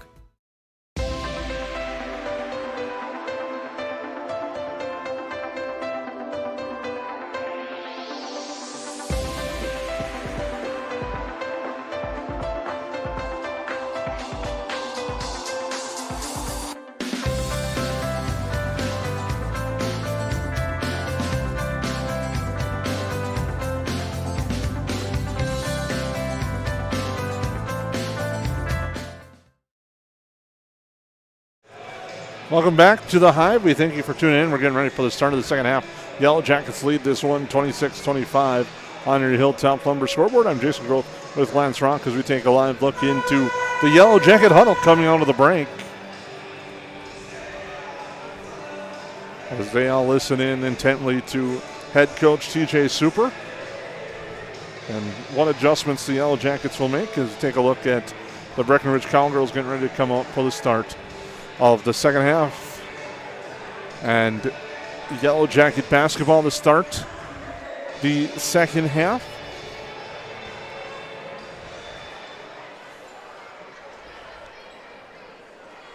Drager, Nelson, Hemberger, Jurdy, and Anderson, the five on the floor for the Yellow Jackets. Yegi, Janing, Gowan, and Kultis on the floor for Breckenridge. Anderson with it. Now going in the corner for Hemberger. Getting pressured there by Janing. Now comes the near side. Tapped out of bounds off the hands of Parker Yegi. Well, interesting transition at halftime here for the Cowgirls. They came out in kind of a press zone to start with. Now they started out in a 3-2 and then dropped back into a 3-2 zone trying to trap corners. They're still trying to do that. Now kind of a switching 2-3 here as they get going. So a little change of defense. Let's see what the Yellow Jackets do. Nice ball moving around. Hemberger, the three off the front iron, off the face of Anderson, and out of bounds. That one takes a tough bounce off. Yeah, the wrong place at the wrong time type of a rebound as it came off the backboard really quickly. Going with it, she led all scorers in the first half as Gertie with a nice play trying to get the steal in front of the scorers table. Veteran scorers table down there tonight. Spinning the hits, keeping the score and everything accurate as Gowan has it. Looks inside, tough pass, and Anderson gets the loose ball. Nelson with the fake, drives to the elbow, up top now for Anderson. Anderson looking for the entry. It's not there. Nice job by Coltis preventing the post entry. Now Nelson gets it poked away, and the Cowgirls are off and running with Gowan. Gowan, the right hand short on the layup. Drager the rebound, but the feet end up going out of bounds and leads to a turnover. When it's been one of those type of nights for the Cowgirls, they get a fast break layup, but you got to give credit to the Yellow Jackets. It was the hustle and the get back that made that a tough layup. Gowan the three off the back iron, rebound grabbed by Anderson. Anderson up ahead, Jurdy right hand, no, too strong and too fast, and back the other way is Janing. She takes a quick look, gets it to Yegi. Yegi into the lane, kick back out, Gowan will knife through, floater, no, she's fouled and will shoot two. She'll go to the Horseman free throw line as Gowan will shoot a pair. Her first trip to the line. Well, I think what got lost in the ball going all over the place was the Cowgirls were in the lane that whole possession, which had to have been more than the 3 seconds, as the first free throw is good, but one of those where it was a tough call as the ball was moving all over the place. Yellow Jackets were 4 of 8 in the first half from the line. Breckenridge, perfect 6 of 6 on the night from the free throw line. They lead by 1 on your Hilltop Lumber scoreboard. Anderson with the cross court there to Nelson. Nelson looking to drive baseline, gets cut off. Janning does a nice job there preventing her. Hemberger into the lane now. It's Drager. Tough shot, draws the foul. Late arrival there by Kiltis. And that's quickly her third. Yeah, and I think go back and look at that one. That's a tough call on Coltis, Jason, is she was there straight up and down, kind of a body lean in by Drager, but nice job, veteran move by Drager to get that foul called. Drager at the Horseman free throw line, looking for her first points of the night, and gets it. And it gives the Yellowjackets the 1 point hit, or ties it up at 27, excuse me. As Drager will try the second. Olivia Phillips will come in for the Yellowjackets. She's given the Yellowjackets some nice minutes as Jordia exits with the foul problems as she picked up her third, but the second free throw for Drager is good. And the Yellowjackets back in front. Janning with it now. Getting pressured by Nelson. Gets a piece of that to Fobb. Fobb getting pressured out by Phillips. Janning looks inside. Tough pass to the floor. The Yellowjackets get it. Anderson eventually outlets it up to Hemberger. Hemberger to the near side. Nelson. Now to Anderson looking in. Nice job, Fobb in the paint. The interior defense by Breckenridge has made it really tough for the Yellowjackets to go inside. Yeah, they're tapped out of bounds. They're doing a nice job, and then their recovery is really good on the outside. On the other side, you got to give hats off to the Yellowjacket guard play right now. They are defending. If you watch, the Cowgirl offense is starting 2-3 feet behind the three-point arc, and that's not where they want to start their offense. So that's where the credit goes right now is Yellowjacket guard play on defense. Floater no good. Rebound to the Yellowjackets. Anderson for three off the iron, no. Rebound grabbed by Breckenridge, and that's where the Cowgirls have had an advantage tonight. There's a three-pointer on its way. That's off the back iron. Fobb, the offensive rebound putback is way offline. And Anderson back the other way. Now Hemberger stops and pops, and it's no good. And the rebound goes to Fobb again. And back the other way is Piper Janning. Janning knifes through, and the foul on the Yellowjackets will send Janning to the free throw line. Well, and that's a tough call, too. And, you know, I think they did a nice job, the Yellowjackets, but you got to stop it way earlier than where they're stopping. Pick that up kind of on that free throw line extended and make her do something else other than get to the basket. And that's a tough foul for the Yellowjackets, too. Now the second player with 3 fouls as Hemberger is going to have to go to the bench. Janning misses that free throw. The first miss from the free throw line tonight for Breckenridge. Second free throw, that one's offline, but it's a long rebound. Blocked away in the first attempt. Drager now over the top. Clamped down. It's going to pick up her third. And that's just physicality. You can see why she leads all of the Cowgirl history in rebounds and points scored is she just was the more aggressive player right there. Yagi at the Horseman free throw line continues her perfect night at the line.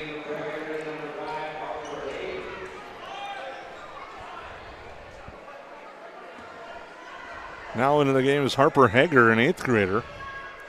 As Yagi gets the second, she's got 9 on the night.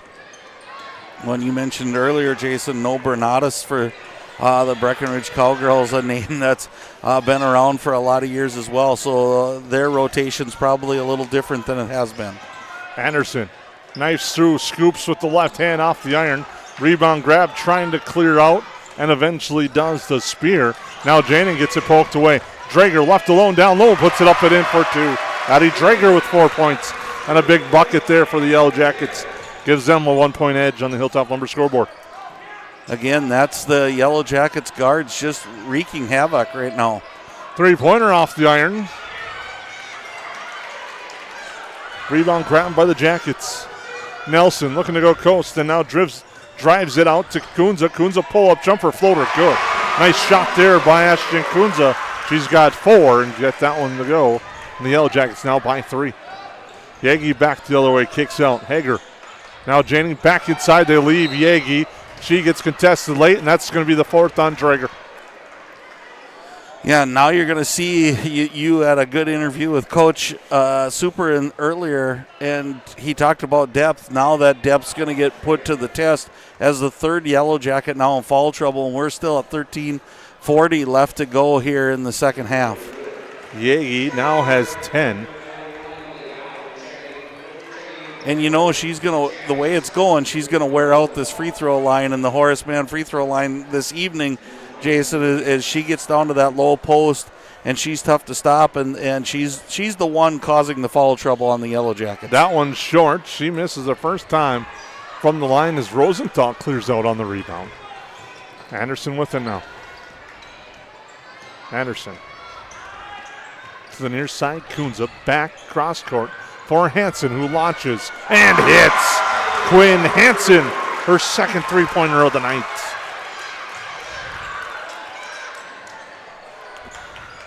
And the Yellowjackets back up by 5. Gowan with it, getting pressure now in the corner for Janning. Janning looking for help.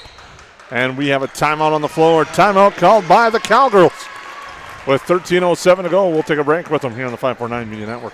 Central Market, the fresh place in Perham and Detroit Lakes, offering the freshest meat, produce, bakery, and deli products possible with great value for your money. A visit to Central Market is a journey into freshness. You'll always be able to find a wide variety of items that will result in the perfect meal for your family and friends. Begin with their meat department, and whether it's succulent fruit and vegetables, fresh baked specialties from their bakery, or the convenience of fresh deli selections, Central Market is the fresh place for your family. Go Yellowjackets!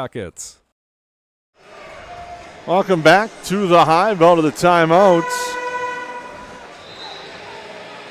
See what adjustments both coaches come up with.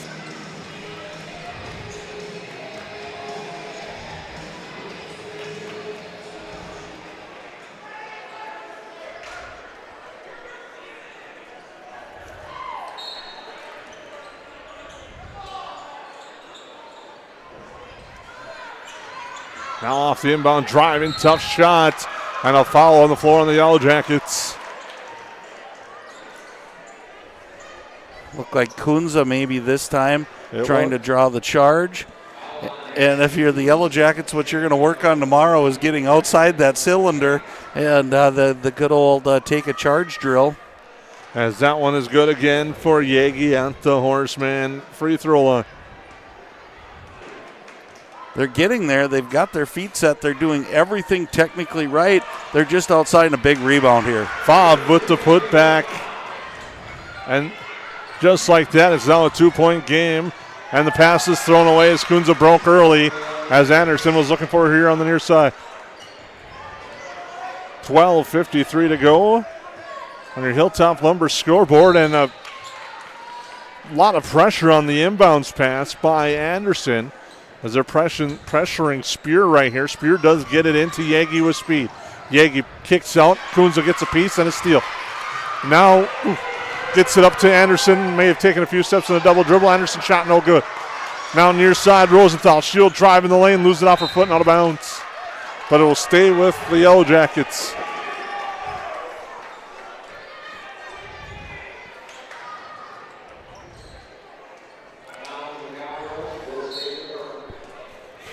Rosenthal inbounds, comes back out. Anderson, the three, it's good. Kaya Anderson with 12 on the night hits the big three-pointer. Gowan with it.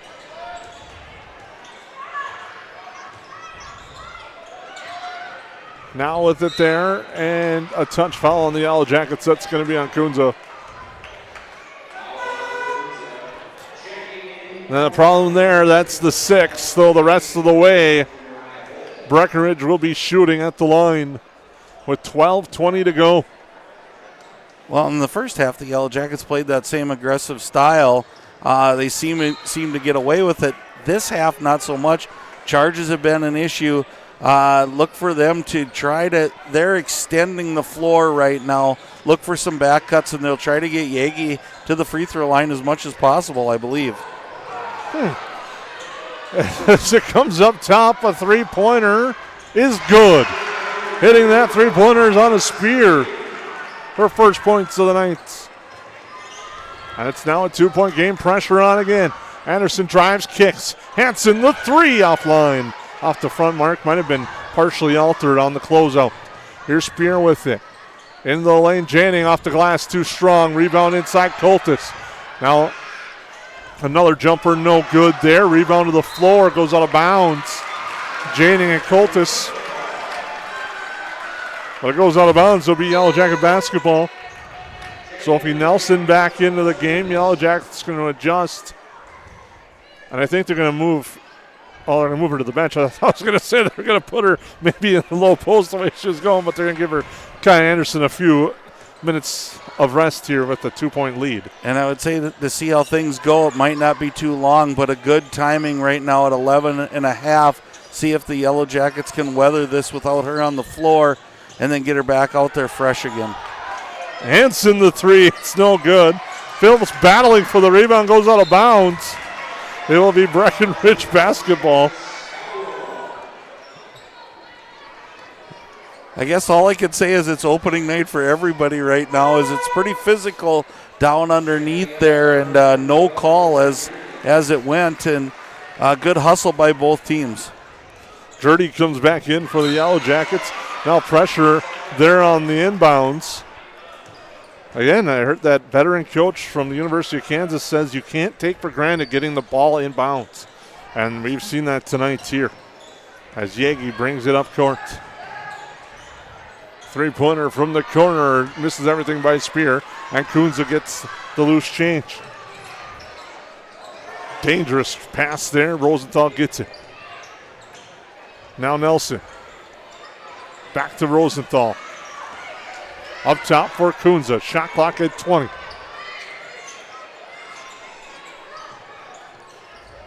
As it goes around the perimeter. Gets batted away. Nelson eventually gets it off her hand, out of bounds. Nope, it's saved. Hansen with it, 4 on the shot clock. Now it's turned over. I think you got to go back to Kaya Anderson now after that possession. Janning, no good. Rebound off the foot, and a foul eventually out of all that. And just as you said, Lance, guess who pops up and coming into the game? It's Kai Anderson and Reagan Hemberger. And this is interesting, you know, with Hemberger having her third foul. Last year she wasn't one to generate a lot of fouls, so I think she can play smart through this. I thought maybe bring one or the other and then go another 2 minutes and bring the other player in, but Coach Super going for it right here, and it usually works out his way. A timeout before all the contact. Yellowjackets get the timeout. We'll be back. Since 1980, more families have trusted Jack Chivers Realty than anyone else in the Lakes area. I'm Blake Olson, the owner of Jack Chivers Realty. Our dedicated agents have a deep understanding of the area. We live here, and our kids go to school here. Let us find the perfect home for you and your family, or lean on our knowledge and marketing to sell your home. Find out how Chivers delivers right here in Perham. Reach out today and start packing. JackChiversRealty.com. Welcome back to the Hive. Nice timeout there by the Yellowjackets. Kind of lets everyone regroup and reset. To take a look into the Breckenridge huddle. And we'll be back on the air Tuesday night. Yellowjackets taking on the Wadena Deer Creek Wolverines, the season opener for the Wolverines. And Perham alum Jordan Cressup still running the helm there. They're looking at a formidable squad this year. Well, be on Tuesday night. That shot offline. Rebound, though, Nelson corrals it. Kunza in the corner drives from the elbow, from the block, no good. Rebound stolen away. Yagi just shows her power. Steals that away, gets it up to Piper Janning. Janning with the left hand off the glass is good. Now that evens the score at 38. Anderson into the lane, knifes through this floater. No, she earns a trip to the line though. And that might be 4 on Coltis if it's on her. It is. And that is her fourth, Lance. You're all over that one as Anderson at the Horseman free throw line. Good talking about the Yellow Jacket schedule a little bit. They're in action Monday nights. Visit perhamschools.org. Activity stream will have, if we can find out the stream information, we'll have that for you on that site. They'll take on Albany on Monday night, and they're back here at the Hive to take on Wadena Deer Creek. That free throw is good for Anderson. She goes 1 of 2 at the line. Has 13 on the night, but gives the Yellow Jackets a 1-point lead. Stolen away, Hamburger gets it. Off the Jurdy and out of her hands, Janing back the other way. Piper Janing knifes through right hand short. Fob there for the putback. And Sienna Fob cleans up once again. Gives the Cowgirls a 1-point edge. Anderson from the free throw line. The jumper's off the front iron. Rebound grab by Ava Janing. Quickly up ahead to Piper Janing. Now the bounce pass to Fob. Fob swatted by Jurdy, but she got too much, and the foul will be her fourth. And I think when we talked about the Cowgirls wanting to go fast, that's what they're thinking. All sides of the court were covered, kind of like the old 3-person weave back and forth. Nice job by them finding the opening, and the Yellow Jackets just got to calm down. They're in this game. They've done everything right up to this point. Play your best here in the next 9 minutes. Fob hits the first at the Horseman free throw line. Make sure to stay tuned to our KLN Family Brands postgame show. We're joined by a member of the Yellow Jacket squad, hopefully, and we'll also have your Steve Sanitation's player of the game and your Ottertail Power play of the game, all coming up in our postgame shows. We hit the 9-minute mark. Anderson with it now. Kicks back out. Kunza, a 3. Misses everything. Works as a pass to Phillips. Comes back outside. Nelson. Now to Kunza. Kunza knifes through. Pull up floater. Good. Nice move by Kunza. Knife it through the defense. Getting that one to go. She's got 6. Gowan now trying to fend off Kunza. Got to be careful. She's getting a little bit of that hand check going to slow the motion down. Some officials might call that coming up here during the year. Inside, Yagi off the glass. It's good for Parker Yagi. Well, they're just trying to find a mismatch, and Yagi's strength is just too much for Nelson right now. Look for the Yellow Jackets maybe to have to change up who's guarding who on the next trip down the floor. Kunza floats off the glass. No, Anderson there for the board. Now they battle on the floor. Held ball. Will give it to Breckenridge. Drager back in. Spear back in. So the Yellow Jackets foul trouble. Drager with 4. Dirty with 4. And nice job by Super kind of managing this foul situation. Giving Hamburger just a little bit of a breather right now. I would imagine it'll be about a minute and a half. She'll be back in this game looking to set up a 3. That one's tapped around, and Drager eventually gets it, and then gets bumped by Fob.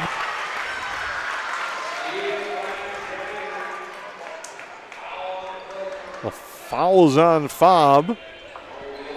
I've been watching, as we transition to the winter sports, been watching a lot of that college basketball games. Watched one last night, and you just keep thinking about the media timeout and when that was coming. You think about the under 4. They don't have that here in high school. As Kunza launches the 3, it's good. Ashley Kunza, the big 3-pointer.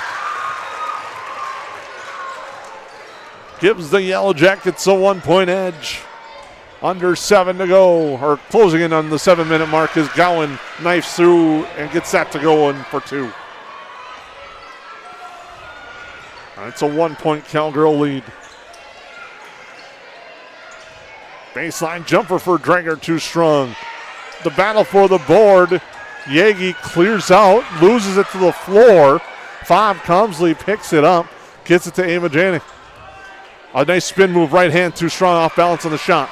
Anderson back the other way, 1-on-4, slows it down. With the feed here to Kunza. Around the perimeter, Phillips with it, puts the ball to the floor and down low, and that allows Gowan to sneak in and tie it up for the possession arrow, giving it to the Yellow Jackets. Piper Janing back in. Drager with the baseline inbound with 6:43 to go.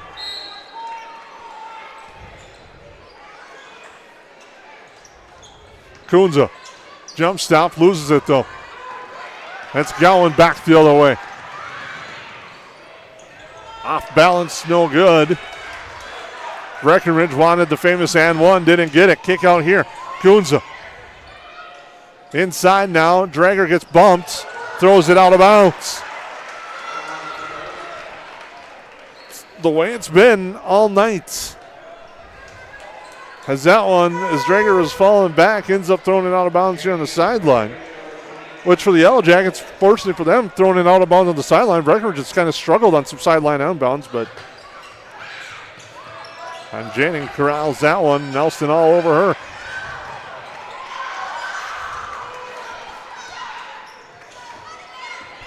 Pull-up jumper by Spear is good. She's got 5 all in the second half. Spear stretches the lead to 3. 6 minutes to go on a three-pointer off the back iron. Kunza skies in for the rebound. Now to Anderson. Anderson, head fake off the glass. No. Now Anderson trying to get a steal. It's to the floor. Held ball is the call. And the Breckenridge coaches are and equally so. They're saying we had the same timeout call that Perham just got. They weren't obliged by that call, but jump ball situation gives them the ball anyways. And the way this game is going, that possession arrow is going to switch at least 2 more times. Minimum. Good opportunity if you'd like to be a sponsor of the possession arrow. Send me an email, jgrowth@perham.k12.mn.us. Here's Ava Janning with it to the right side. Spear with it. Kicks out right side. Kiltus back to Spear. Spear, the jumper. It's good. On a Spear. Hits the big 3. That's the biggest lead for the Cowgirls now at 6 since it was 10 in the first half. Hemberger to answer. Off the iron, no. Rebound to the floor, and it's tied up. And there's one. We'll stay with the Yellowjackets on your Hilltop Lumber scoreboard. But boy, as Spear come up big for the Cowgirls, Jason back-to-back, and here's a timeout by those Yellowjackets. We'll take a break with them. Yellowjackets trailing on the Hilltop Lumber scoreboard.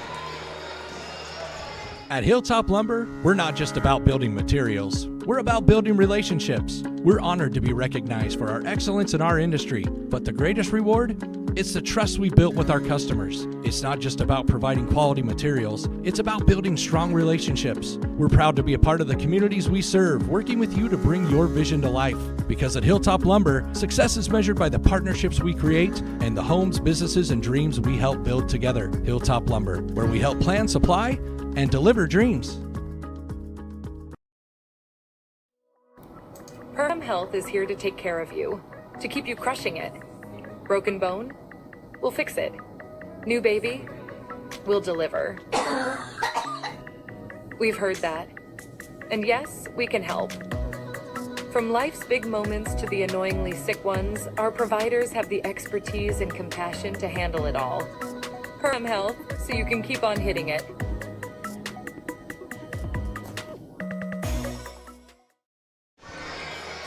Welcome back to the Hive.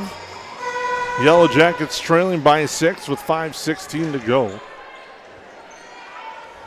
Our first broadcast of many here on the 549 Media Network. We hope you're enjoying tonight's coverage. Yellowjackets will inbound. Anderson to Nelson. Nelson knifes through here to Kunza. Kunza, nice job of keeping her feet in bounds. Rosenthal with it. Nelson, shot clock down to 7, drives, ball to the floor, it's stolen away. Janning back the other way. The scoop is good for Piper Janning. She's now got 4. As it's now an 8-point Cowgirl lead. Nelson with it. To the corner, Hemberger, the 3. It's good, Reagan Hemberger. A big 3-pointer there. Gives her 6 on the night. And then nobody gets back, and an easy miss layup at one that you might look back to at the end of this game going, that was a huge possession lost by the Cowgirls. Nelson now. Over to Anderson. Anderson pull-up jumper. In and out, doesn't fall. Yagi the rebound. I was kind of wondering if the Cowgirls wouldn't slow up the game a little bit, but they are not. Shot by Spear, no good. Nelson gets fouled going up for the rebound. Fouls on Ava Janning. Just her first. And the team's fifth. 4:11 to go on your Hilltop Lumber scoreboard. We thank you for tuning in. Also like to thank all our sponsors, especially the Perham Chamber of Commerce for jumping on and a great job that they do for Perham area businesses. And we thank them for sponsoring the Yellowjackets here on the 549 Media Network. Nelson with it here near side. Kunza. Kunza will take the three. She will hit the three. And it's 52-50. Here's Gowan. Gowan, the scoop. No, it's Anderson for the board. And the Yellowjackets have a chance to tie or take the lead on this possession. Anderson drives, kicks. Kunza, extra pass. Nelson, the three. It's good! Sophie Nelson hits the three-pointer, leading to a timeout. And the Yellowjackets up by one. And we'll take a break on the 549 Media Network.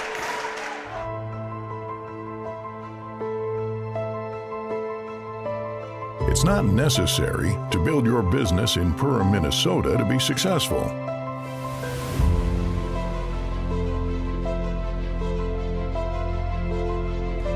But it sure does help.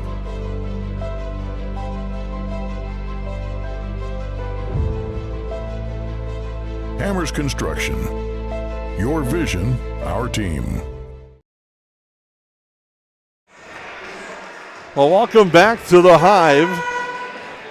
A big bucket there and a nice run for the Yellowjackets has turned the tides a little bit. Has given them a 53-52 lead on this 9-0 run as they had trailed by 8, but three-pointers by Kunza, Nelson have really helped cut this lead back and given the Yellowjackets the lead on the Hilltop Lumber scoreboard.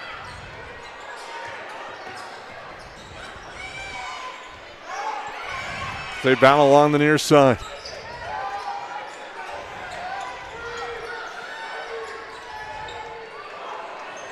Jumper is good that time. And that gives the Cowgirls the lead right back. Three-pointer for the Yellowjackets out the front iron, no good. Rebound tapped around, eventually goes out of bounds. They'll go to Breckenridge.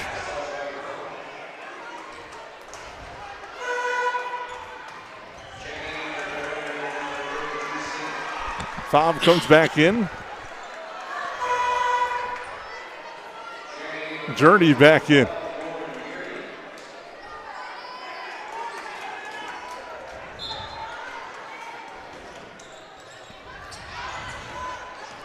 Now it's poked away. Kunza. Kunza, the layup. No, she misses that one. And Gowan, the rebound. Back to Janning. And now a tough shot there. They battle inside. Fob shot, no good. Rebound grabbed by Hemberger. Up ahead, Jurdy. Jurdy knifes through, gets stripped up, loses her footing. Nelson drives the right hand. No, she's fouled. We're in a trip to the line with 2:34 to go.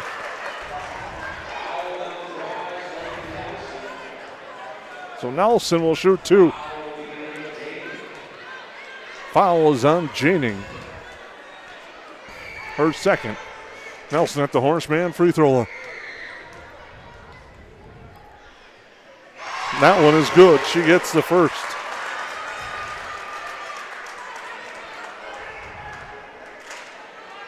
The second on its way with 2:34 to go. That one's good. She hits them both. Does Sophie Nelson. As Drager will come back in. Tied at 55. Pressure on Janning by Kunza.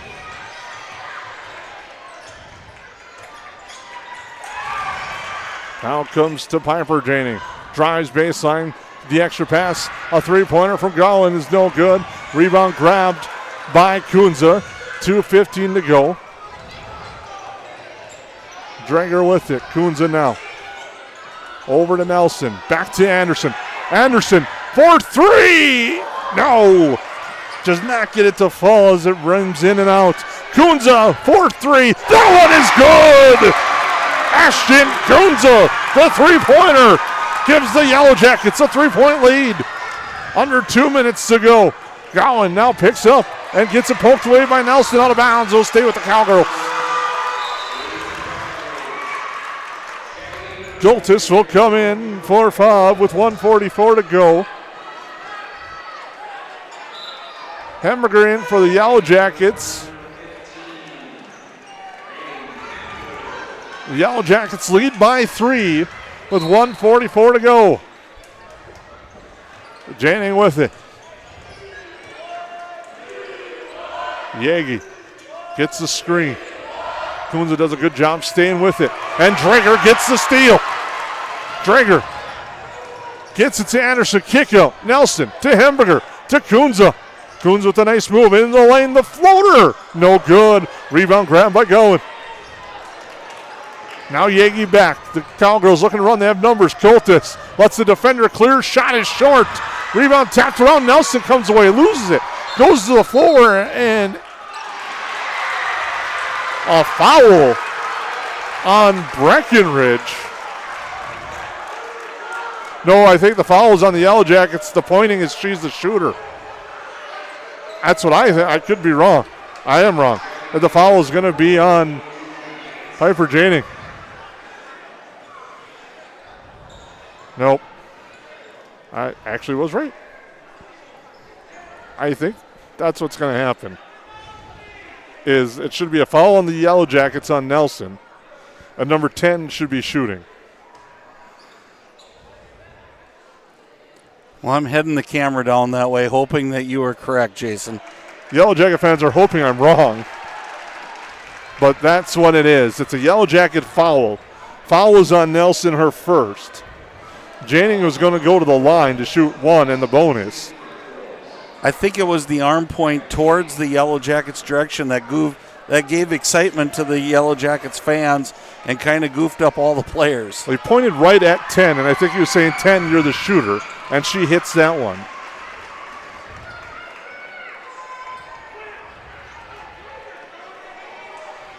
Well, the second free throw forthcoming and from the Horseman free throw line. No good. Rebound grab by Drager. Pressured, and it's stolen away. Anderson the block. Yagi working in the lane. Now the fake pass, short jumper is good for Piper Janning. And it ends up being a 3-point play after the missed free throw. We're tied at 58, under a minute to go. We'll be back. 549 Media Network. At United Community Bank, we're not just in the community, we're sewn into the fabric of it. We shop downtown, we coach Little League, we're a part of your story. We're not serving customers, we're serving families. And we've done so since 1911. We're here for your first bank account, your first car, your first home. Community is our middle name, and Perham, Frazee, and Dent are our homes. And where some banks have branches, we have roots. United Community Bank, ucbankmn.com, member FDIC. Hi, my name is Wally Anderson. I've been at Tuffy's for 3 years at the warehouse. I just recently bought a Panoptics. It's like an underwater camera. Saved my profit sharing checks for it, and I purchased it, and I can't really wait to use it this winter go ice fishing. KLM's got a better health insurance. Their profit sharing checks, it's a huge difference. It's bar none by far the best company to come work for. Welcome back to the Hive. 59.4 seconds to go. It'll be Yellowjacket basketball after what ended up being a 3-point possession for Breckenridge, as they went 1 of 2 at the line, and then Jaden got the putback to tie it up at 58 on your Hilltop Lumber scoreboard. Nelson. They apologize. Our game clock on our scoreboard here has stopped as we're under 50 seconds to go. Here's Kunza with it. Kunza to the near side, Anderson. Anderson now with Hansen, 45 to go. Nelson drives, shot up is good. The basket is good, and a quick timeout by the Yellowjackets as Nelson gets the bucket to go, and the timeout right after the made basket by the Yellowjackets. I believe they're going to have to discuss possibly about putting some time back on the board, but we'll take a quick break and come back.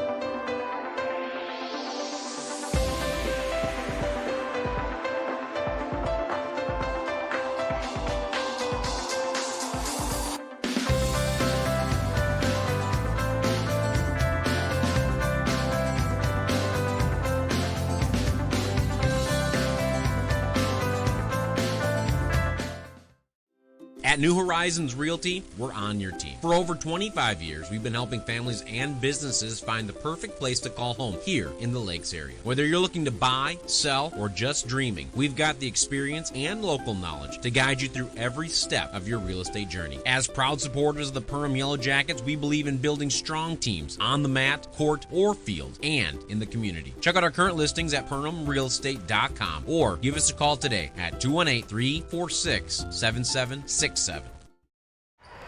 Welcome back to the Hive. Yellowjackets on a nice bucket by Sophie Nelson. Lead by 2, 36.4 to go, 1.4 the differential on the shot in the game clock. Pressure in the full court. Gowan now with it. Janing. They go to the near side. Yagi with it. Game clock at 20 seconds. Yagi loses it to the floor. She gets it back, throws it back. Fob, the jumper, it's good. Fob hits, and we're tied. 9 seconds to go. Nelson with it. The corner to Kunza for 3. It's off the iron. Rebound Anderson. Janing for Breckenridge. The half-court heave is no good. We're going to overtime. We have overtime. And we'll be back for our first overtime session in just a few moments here on the 549 Media Network. 80-90% of this world goes to a 8-to-5 job, and they get to slave away to barely get by. We have the opportunity to go put in the work and be able to change people's lives. Be the less than 1% in this business. Everyone in this room has the opportunity for growth. Everyone in this room has the opportunity to go protect a bunch of people. Be that person today. If you're self-motivated and disciplined, this is the opportunity for you. Call Dan Persons at 218-259-0741 for more information. Lakes Community Cooperative is proud to support Yellowjacket activities and our entire community. From propane and fuel to feed, HVAC, country stores, auto shops, a meat market, and more, LCC is your one-stop cooperative for farm, home, and business needs. Locally owned and trusted for generations, Lakes Community Cooperative is committed to powering our communities and serving you every day. Visit lakescommunitycoop.com to learn more about your cooperative and the many ways we can serve you. McCall Construction is the Lakes area full-service construction management company, offering a truly personalized experience. From dream homes to commercial spaces, McCall Construction focuses on putting you first with experienced value engineering that delivers on your vision and surpasses your expectations. Whether you already have a plan or you're just getting started, give them a call. McCall Construction will make the entire process so much easier. Call them at 218-346-7070 or check them out on Facebook. Welcome back to the Hive. 4 more minutes, possibly more, as the Cowgirls and the Yellowjackets tied at 60 on what's been a fun opening night game here from the Hive. Yeah, and it was kind of one of those, it landed in Fob's hands, and she reacted and shot the ball, and that's right now the biggest shot of the game. For the Yellowjackets, I think now you've weathered this storm, you've got it to overtime, get back to doing what you have been doing, and I sure do like when the basketball is in Kunza's hands right now. And a double dribble off the jump will give it to the Yellowjackets. Now the possession arrow, I think, should also switch to the Yellowjackets. I think they're working that on the scoreboard. And they have just switched it also because the opening tap went to Breckenridge. Anderson will have the sideline inbound to Nelson. We thank you for tuning in, and opening night free basketball. As Anderson has it. Over to Kunza. Make sure to stay tuned for our postgame show. Brought to you by KLM Family Brands. Nelson with the head fake. Kick out near side. Anderson with the head fake. Shot clock at 1. Anderson gets the shot off. It's no good. It goes to the floor and out of bounds off the Yellowjackets. A lot of bumping on the rebound. It goes out of bounds with 3:34. Well, it's been some physical play underneath, and neither Fob or Gertie is afraid to mix it up. But what a big whammy that for Breckenridge. Let's see if it hurts them. That turnover, not only do they lose that possession arrow as well. They work with the basketball up top. Now move it around and drive in a double dribble on the way into the lane there for Breckenridge. You know, some of the uncharacteristic mistakes by both teams, Jason, I'm wondering if it's a little bit of fatigue right now. Battling into overtime, first game of the season. It's been a physical up and down battle. You wonder, legs on your shots, even if it's gonna be an issue for both teams. Nelson drives, shot up, no good. Goes out of bounds. Breckenridge altered the shots. Tied at 60, 3:06 to go on your Hilltop Lumber scoreboard. Inbounds pass, Gertie works to the post. Tough shot, she's fouled, and she'll earn a trip to the free throw line here in overtime. As Gertie will shoot 2. That's on Fob. Free throw by Gertie is no good. She'll get the second.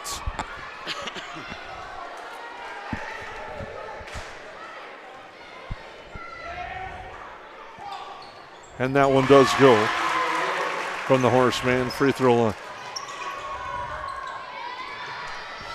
Full court pressure here by the Yellowjackets. Gowan loses it out of bounds. And she knew if she picked it up, it would have been a carry. So the turnover gives it back.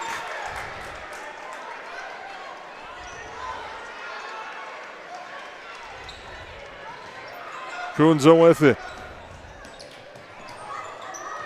Now Hemberger's going to launch a 3. And that one's good. Reagan Hemberger hits the three-pointer.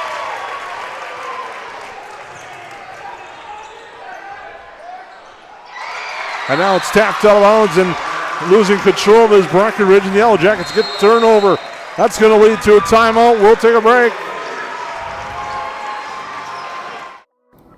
Perham Health is here to take care of you, to keep you crushing it. Broken bone? We'll fix it. New baby? We'll deliver. We've heard that. And yes, we can help. From life's big moments to the annoyingly sick ones, our providers have the expertise and compassion to handle it all. Perham Health, so you can keep on hitting it.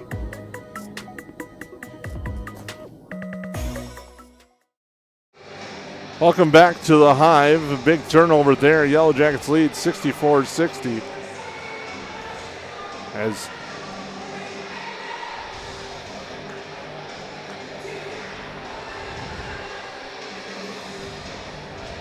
they take a look into the Yellowjacket huddle here in overtime.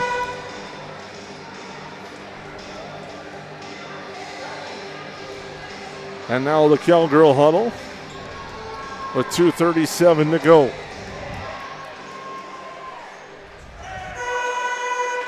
And the Yellowjackets, big opportunity to extend the lead out of the timeout.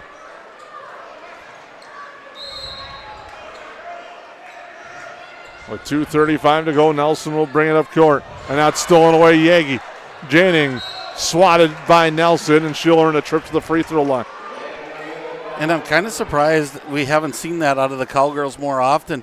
They came up with that trapping zone full court earlier, and it really caused the Yellowjackets some struggles, and they haven't gone to it. Went back there right out of the timeout. Nice call. Jennings gets the first from the Horseman free throw line with 2:30 to go here in our first overtime. She hits the second.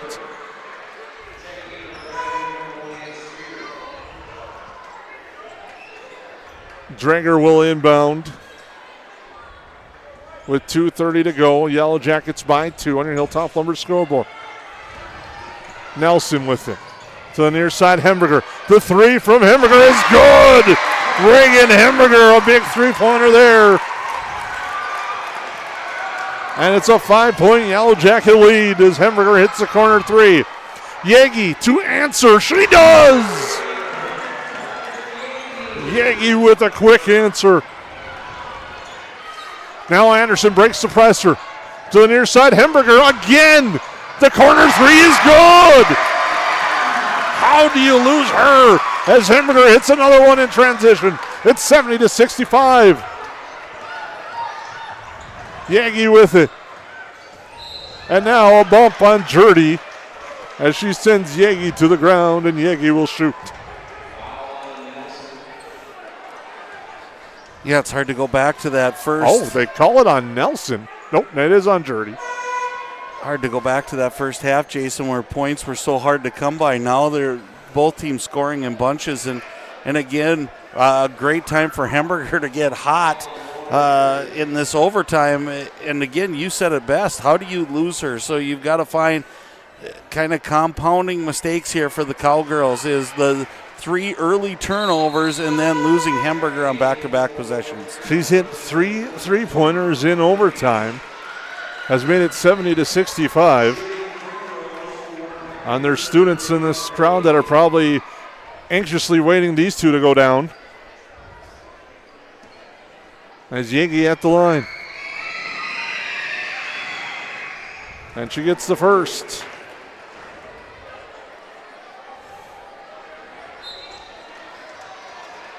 Gowan will check back in. Second free throw coming.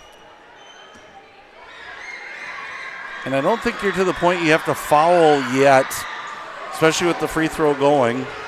Yellowjackets by 3. Anderson with it. Nelson now. Looks to drive, gets it to Dranger. Hemberger again, the 3 out the front iron. He checked there.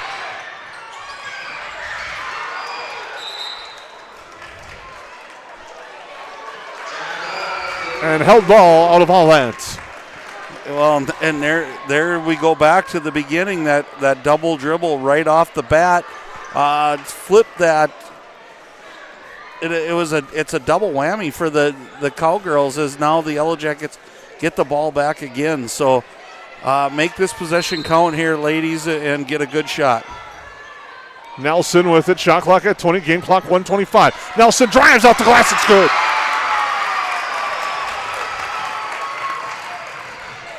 A 5-point Yellowjacket lead. Janning the other way. No, Coltis, the putback is good as Coltis off the glass hits that one, and we got a timeout. Time on the floor. Yellowjackets by 3. We'll take a break on the 549 Media Network. At United Community Bank, we're not just in the community. We're sewn into the fabric of it. We shop downtown. We coach Little League. We're a part of your story. We're not serving customers. We're serving families. And we've done so since 1911. We're here for your first bank account, your first car, your first home. Community is our middle name, and Perham, Frazee, and Dent are our homes. And where some banks have branches, we have roots. United Community Bank, ucbankmn.com, member FDIC. Central Market, the fresh place in Perham and Detroit Lakes, offering the freshest meat, produce, bakery, and deli products possible with great value for your money. A visit to Central Market is a journey into freshness. You'll always be able to find a wide variety of items that will result in the perfect meal for your family and friends. Begin with their meat department, and whether it's succulent fruit and vegetables, fresh baked specialties from their bakery, or the convenience of fresh deli selections, Central Market is the fresh place for your family. Go Yellowjackets! Welcome back to the Hive. Strategy discussions taking place all throughout the Hive. if you elect to follow, when do you and how do you play it out if you're Breckenridge? Of a 3-point game, it's 1-1 for the Yellowjackets. 2 free throws for Breckenridge the rest of the way. As it's 72-69 in favor of the Yellowjackets. The Hive is now they have a discussion at the scores table. Well, 1 minute and 11 seconds left, I think, plays in my mind. I think you go for the steal, and if you don't get it, you get the foul on the hand. You're still in the 1-1. The Yellowjackets have struggled a little bit from the free throw line, so depending if it's not Kaya Anderson, you might want to get that foul early, get yourself a few more possessions. So, and I think the discussion was that's the last time out for the Cowgirls. Anderson getting pressured now. She gets across half court. Kick out. Hemberger, the 3 off the back iron. Rebound to the floor. They battle. It's tied up. Held ball. Goes to Breckenridge.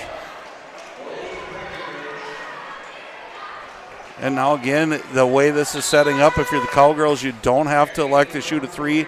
You know, if you get that to the basket, I could see Yagi definitely getting to the basket. That's been the most successful play for them up to this point. Gowan for a 3 maybe would be another option that I would look at. She's been pretty strong through this whole game. 58.7 to go. Yagi with it. Janning now head fakes. Picks it up to Yagi. 50 seconds to go. Yagi will take the 3. That's offline. Rebound to the floor and a foul with 45.2 seconds to go. And I think it's a shot the Cowgirls will take. Nice job by the Yellowjackets. It was offline, so sometimes that's the toughest rebounds to corral, and they did just that and then end up finding themselves to the free throw line. So first one's the key one right here. Sophie Nelson at the Horseman free throw line with an opportunity to make it a 2-point or 2-possession game with 45.2 seconds to go. Free throw by Nelson is good.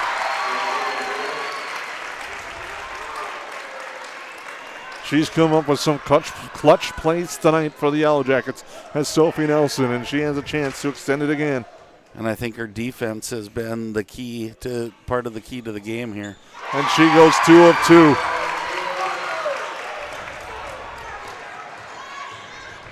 Yagi with it to Spear. Back to Yagi, pressure on, and a turnover, 35 and a foul, which will send Anderson to the free throw line. Fouls on Spear, and the Yellowjackets starting to feel it, but they still have to close out, and they'll have to do it at the free throw line, which they've done much better in the second half and overtime as foul comes back in. Oh, we talked about this early, Jason. It was such a turnover fest in the first half. Whichever team kind of got that under control, and it's been the Yellowjackets, especially in overtime here. The missed free throw is tough and bounces off of the Yellowjackets. I believe it'll be Cowgirls' ball, but Breckenridge has had far too many turnovers in overtime, and I think that's been the catalyst to the Yellowjackets' success here. Shot clock is off. Game clock at 30 seconds. Yagi with it. Calls out the call. This to Janning. Janning looks inside. Not there. She will launch the 3 offline. Rebound batted around. Grabbed. Anderson clears it up ahead to Rosenthal. Rosenthal gets fouled.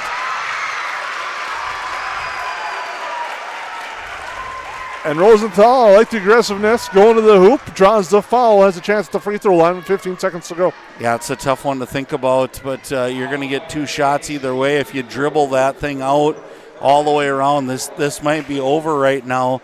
Hopefully you just didn't leave the door or window open here for the Cowgirls, but she calmly sinks that first one. Makes it 75-69. A strong overtime session for the Yellowjackets, highlighted by 3 3-pointers from Reagan Hamburger.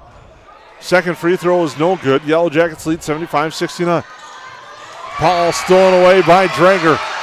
Drager coast to coast. The left hand layup is good. And the Yellowjackets lead by 8, and they will take this one 77-69.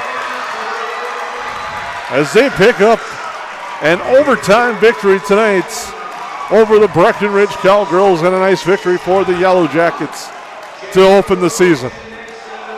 Yeah, a nice job by the Yellowjackets, kind of weathering a storm, and they did a nice job, and they did exactly what they had to do in overtime.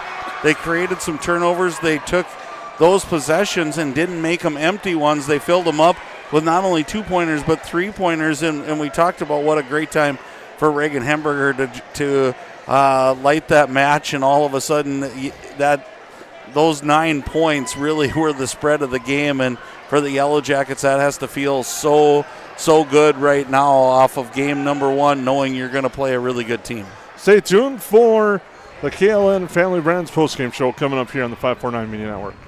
Yes, garbage is gross, but here at Steve's Sanitation, we are your trash experts with experience to back it up. At Steve's Sanitation, we know how to schedule your trash pickups without missing a beat, and we have been doing it for over 30 years in Perham and the Lakes area. Steve's Sanitation has been voted the best garbage service in the Lakes area since 2019. With 30 dedicated employees, we're here to take care of your trash. For more information, call us at 218-346-4834 or visit our website at stevesanitation.com.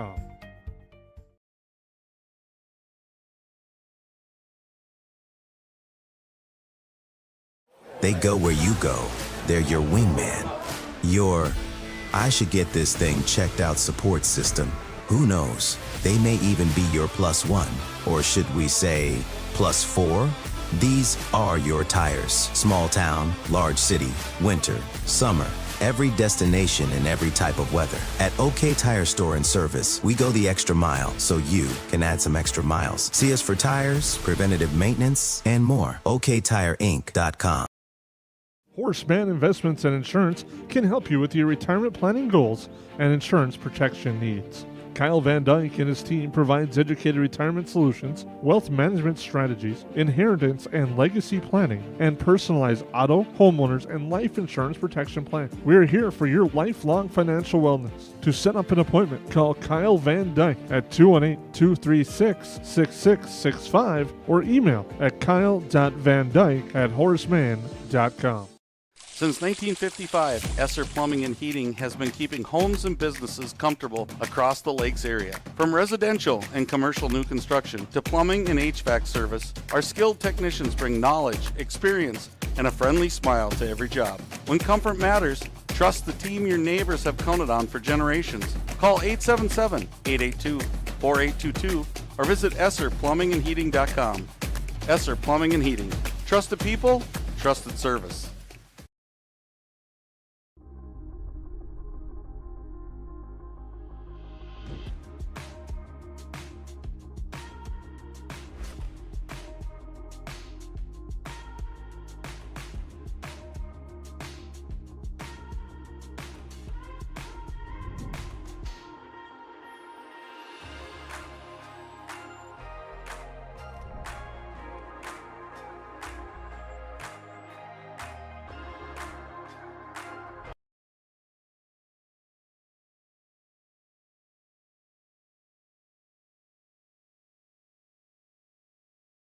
At Nias Family Sales, our experienced mechanics are here to provide exceptional service in a timely manner. With 10 service bays, the service department at Nias Family Sales can work on all makes and models. Our experienced mechanics can do everything from oil changes, tire repairs, brake service, engine and transmission repair, and much more. Schedule your vehicle today. Call 218-346-5976 or visit the Nias Family Sales Service Center at 610 East Main Street in Perham. Welcome back to the Hive. I'm Jason Gross with Lance Rock as we put the finishing touches on this one, and a nice victory tonight for the Perham Yellowjackets as we start our KLN Family Brands postgame show. Yeah, what a way to kick off the winter sports season, and nothing more than, like you say, Jason, free basketball and overtime. But really proud of the Yellowjackets tonight. Coach Super and his staff had a really good game plan, changing up some defenses, and ultimately they just weathered the beginning of the game that was really hard for them. If you think about probably the first 9 minutes, they were stuck at 10, 11 points, and then they just turned on the show as it got going. And really, there were quite a few keys to why that happened. And I'll go back to the defensive grid of the guards. They just really made it hard for Breckenridge to get into their offense. They always were starting their offense 20, 21, 22 feet away from the basket. That's tough to do, especially now that there's a shot clock in Minnesota. Yellowjackets also catching fire and capitalizing on turnovers in overtime was really key. Yeah, we talked about that some of them were unforced errors by the Cowgirls. That being said, that doesn't always mean that leads to instant points, but the Jackets sure made it instant points. Hamburger with 3 threes and hitting their free throws in overtime. And it was fun to watch and witness confidence grow, like right before our eyes tonight, Jason. As you watch that game go on, they started to go from, well, we could be in this game to we're going to win this game. And I think as a coaching staff, that's the most fulfilling part of being a coach, is when you can watch a team do that. And Coach Super and his staff got to see that tonight right away. We'll take a quick timeout, come back, because the KLN Family Brands postgame show rolls along here in the 549 Media Network. We take pride in what we send out. When you open a bag of licorice, you want that licorice to look good. You want that licorice to taste good. We work for you. We take pride in what we're making and what we are offering. It is so important to me. I do thank KLN from the bottom of my heart. They believe you and your family is important.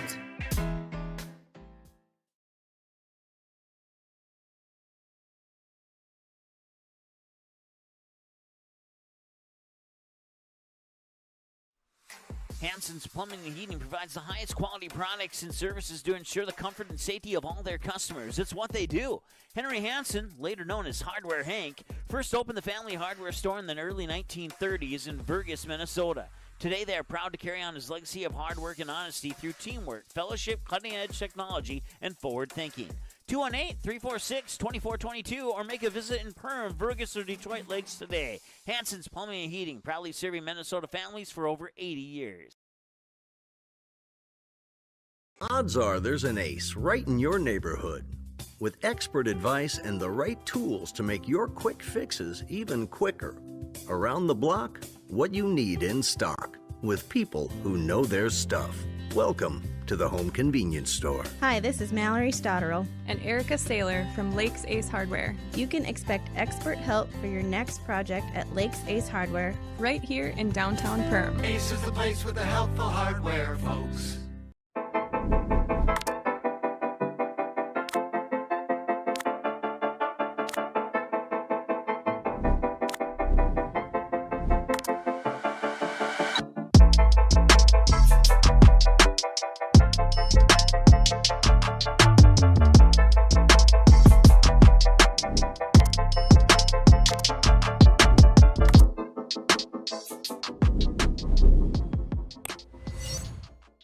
From the plains of North and South Dakota to the lakes of Minnesota, one remarkable creature thrives, the cold climate heat pump.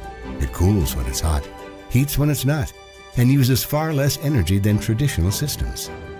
Those who welcome one into their habitat enjoy year-round comfort, generous rebates, and bills that nearly hibernate. Cold climate heat pumps, cooling, heating, and saving all year. That's efficient comfort, powered by Otter Tail Power Company. At River's Edge Cabinetry, we believe your home should be a true reflection of you. Our expert team combines custom design, quality craftsmanship, and 3D visualizations to bring your vision to life. From kitchens and bathrooms to family rooms and outdoor kitchens, we handle every detail. Experience a seamless remodeling process with personalized service and attention to detail that you can trust. River's Edge Cabinetry, custom design for your lifestyle. Visit us in Perham or online at riversedgecabinetry.com. Welcome back to the Hive. I'm Jason Groth with Lance Rock as our KLN Family Branch post-game show rolls along. We have a couple of final things to wrap up tonight. We've kind of gone back and forth on this one on our Steve Sanitation Player of the Game, and a lot of options to go with, I think, on the Yellowjackets side. Ashton Coons with a big second half that really helped the Yellowjackets get back into this. She finished the night with 15 points. Sophie Nelson has 18 on the night.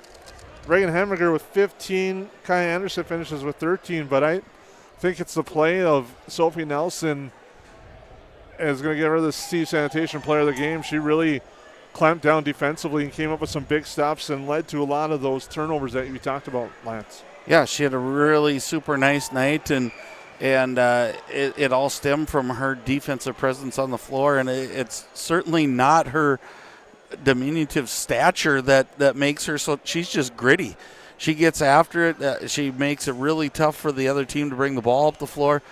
She took them out of their play, and again, this is on a night when the Yellowjackets had, you said arguably, a lot of players who put their name in the hat. She just really, from start to finish, she never wavered. She kept doing what she's supposed to do, and then good things happen for her. So awesome night for Sophie, and a good setup for things to come for the Yellowjackets as their guard play was tremendous tonight, and the rest of those pieces will come together, but it all starts with that defensive pressure, and that's something that never goes away. Your shot, you're going to miss once in a while.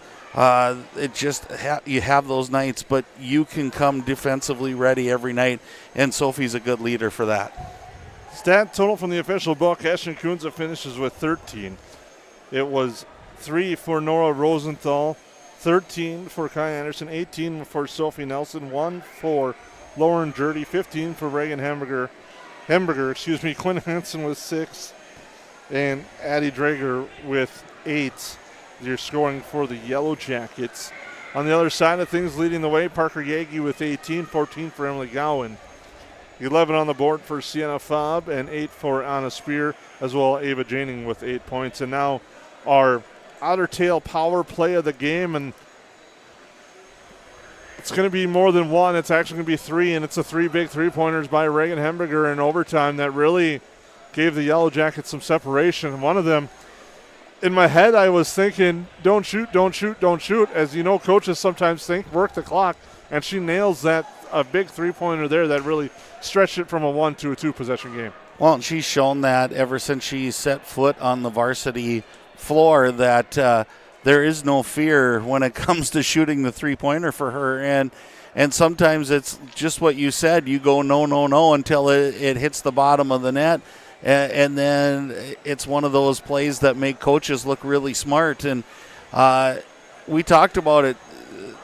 The Breckenridge Cowgirls really had 3 unforced turnovers. But that being said, Jason, it wouldn't have mattered if the Yellowjackets wouldn't have connected on the other end. And early on, it sure was Reagan Hamburger who just stretched that lead, and I think it put more pressure on the Cowgirls, and then it's just something they couldn't overcome in the end. So nice job by all of the Yellowjackets tonight, as that was definitely a team victory. As they pick up win number 1, they'll look for number 2 on Monday night when they take on Albany. Down in Albany, and then coming back here on Tuesday night, the Yellowjackets take on Wadena Deer Creek, and the Wolverines coming here to the Hive. We'll have that for you on the 549 Media Network. I'd like to thank all our sponsors who make these broadcasts possible. Without them, we're not here tonight, and also not able for you guys to keep these streams free. So we're grateful for all their support of Yellowjacket activities. For Lance Rock, I'm Jason Groth. Hope you have a good rest of your evening. You've been watching 549 Media. Don't miss a moment. Hit subscribe and turn on notifications at youtube.com/@549media. The plays, the energy, the excitement, it's all right here with 549 Media.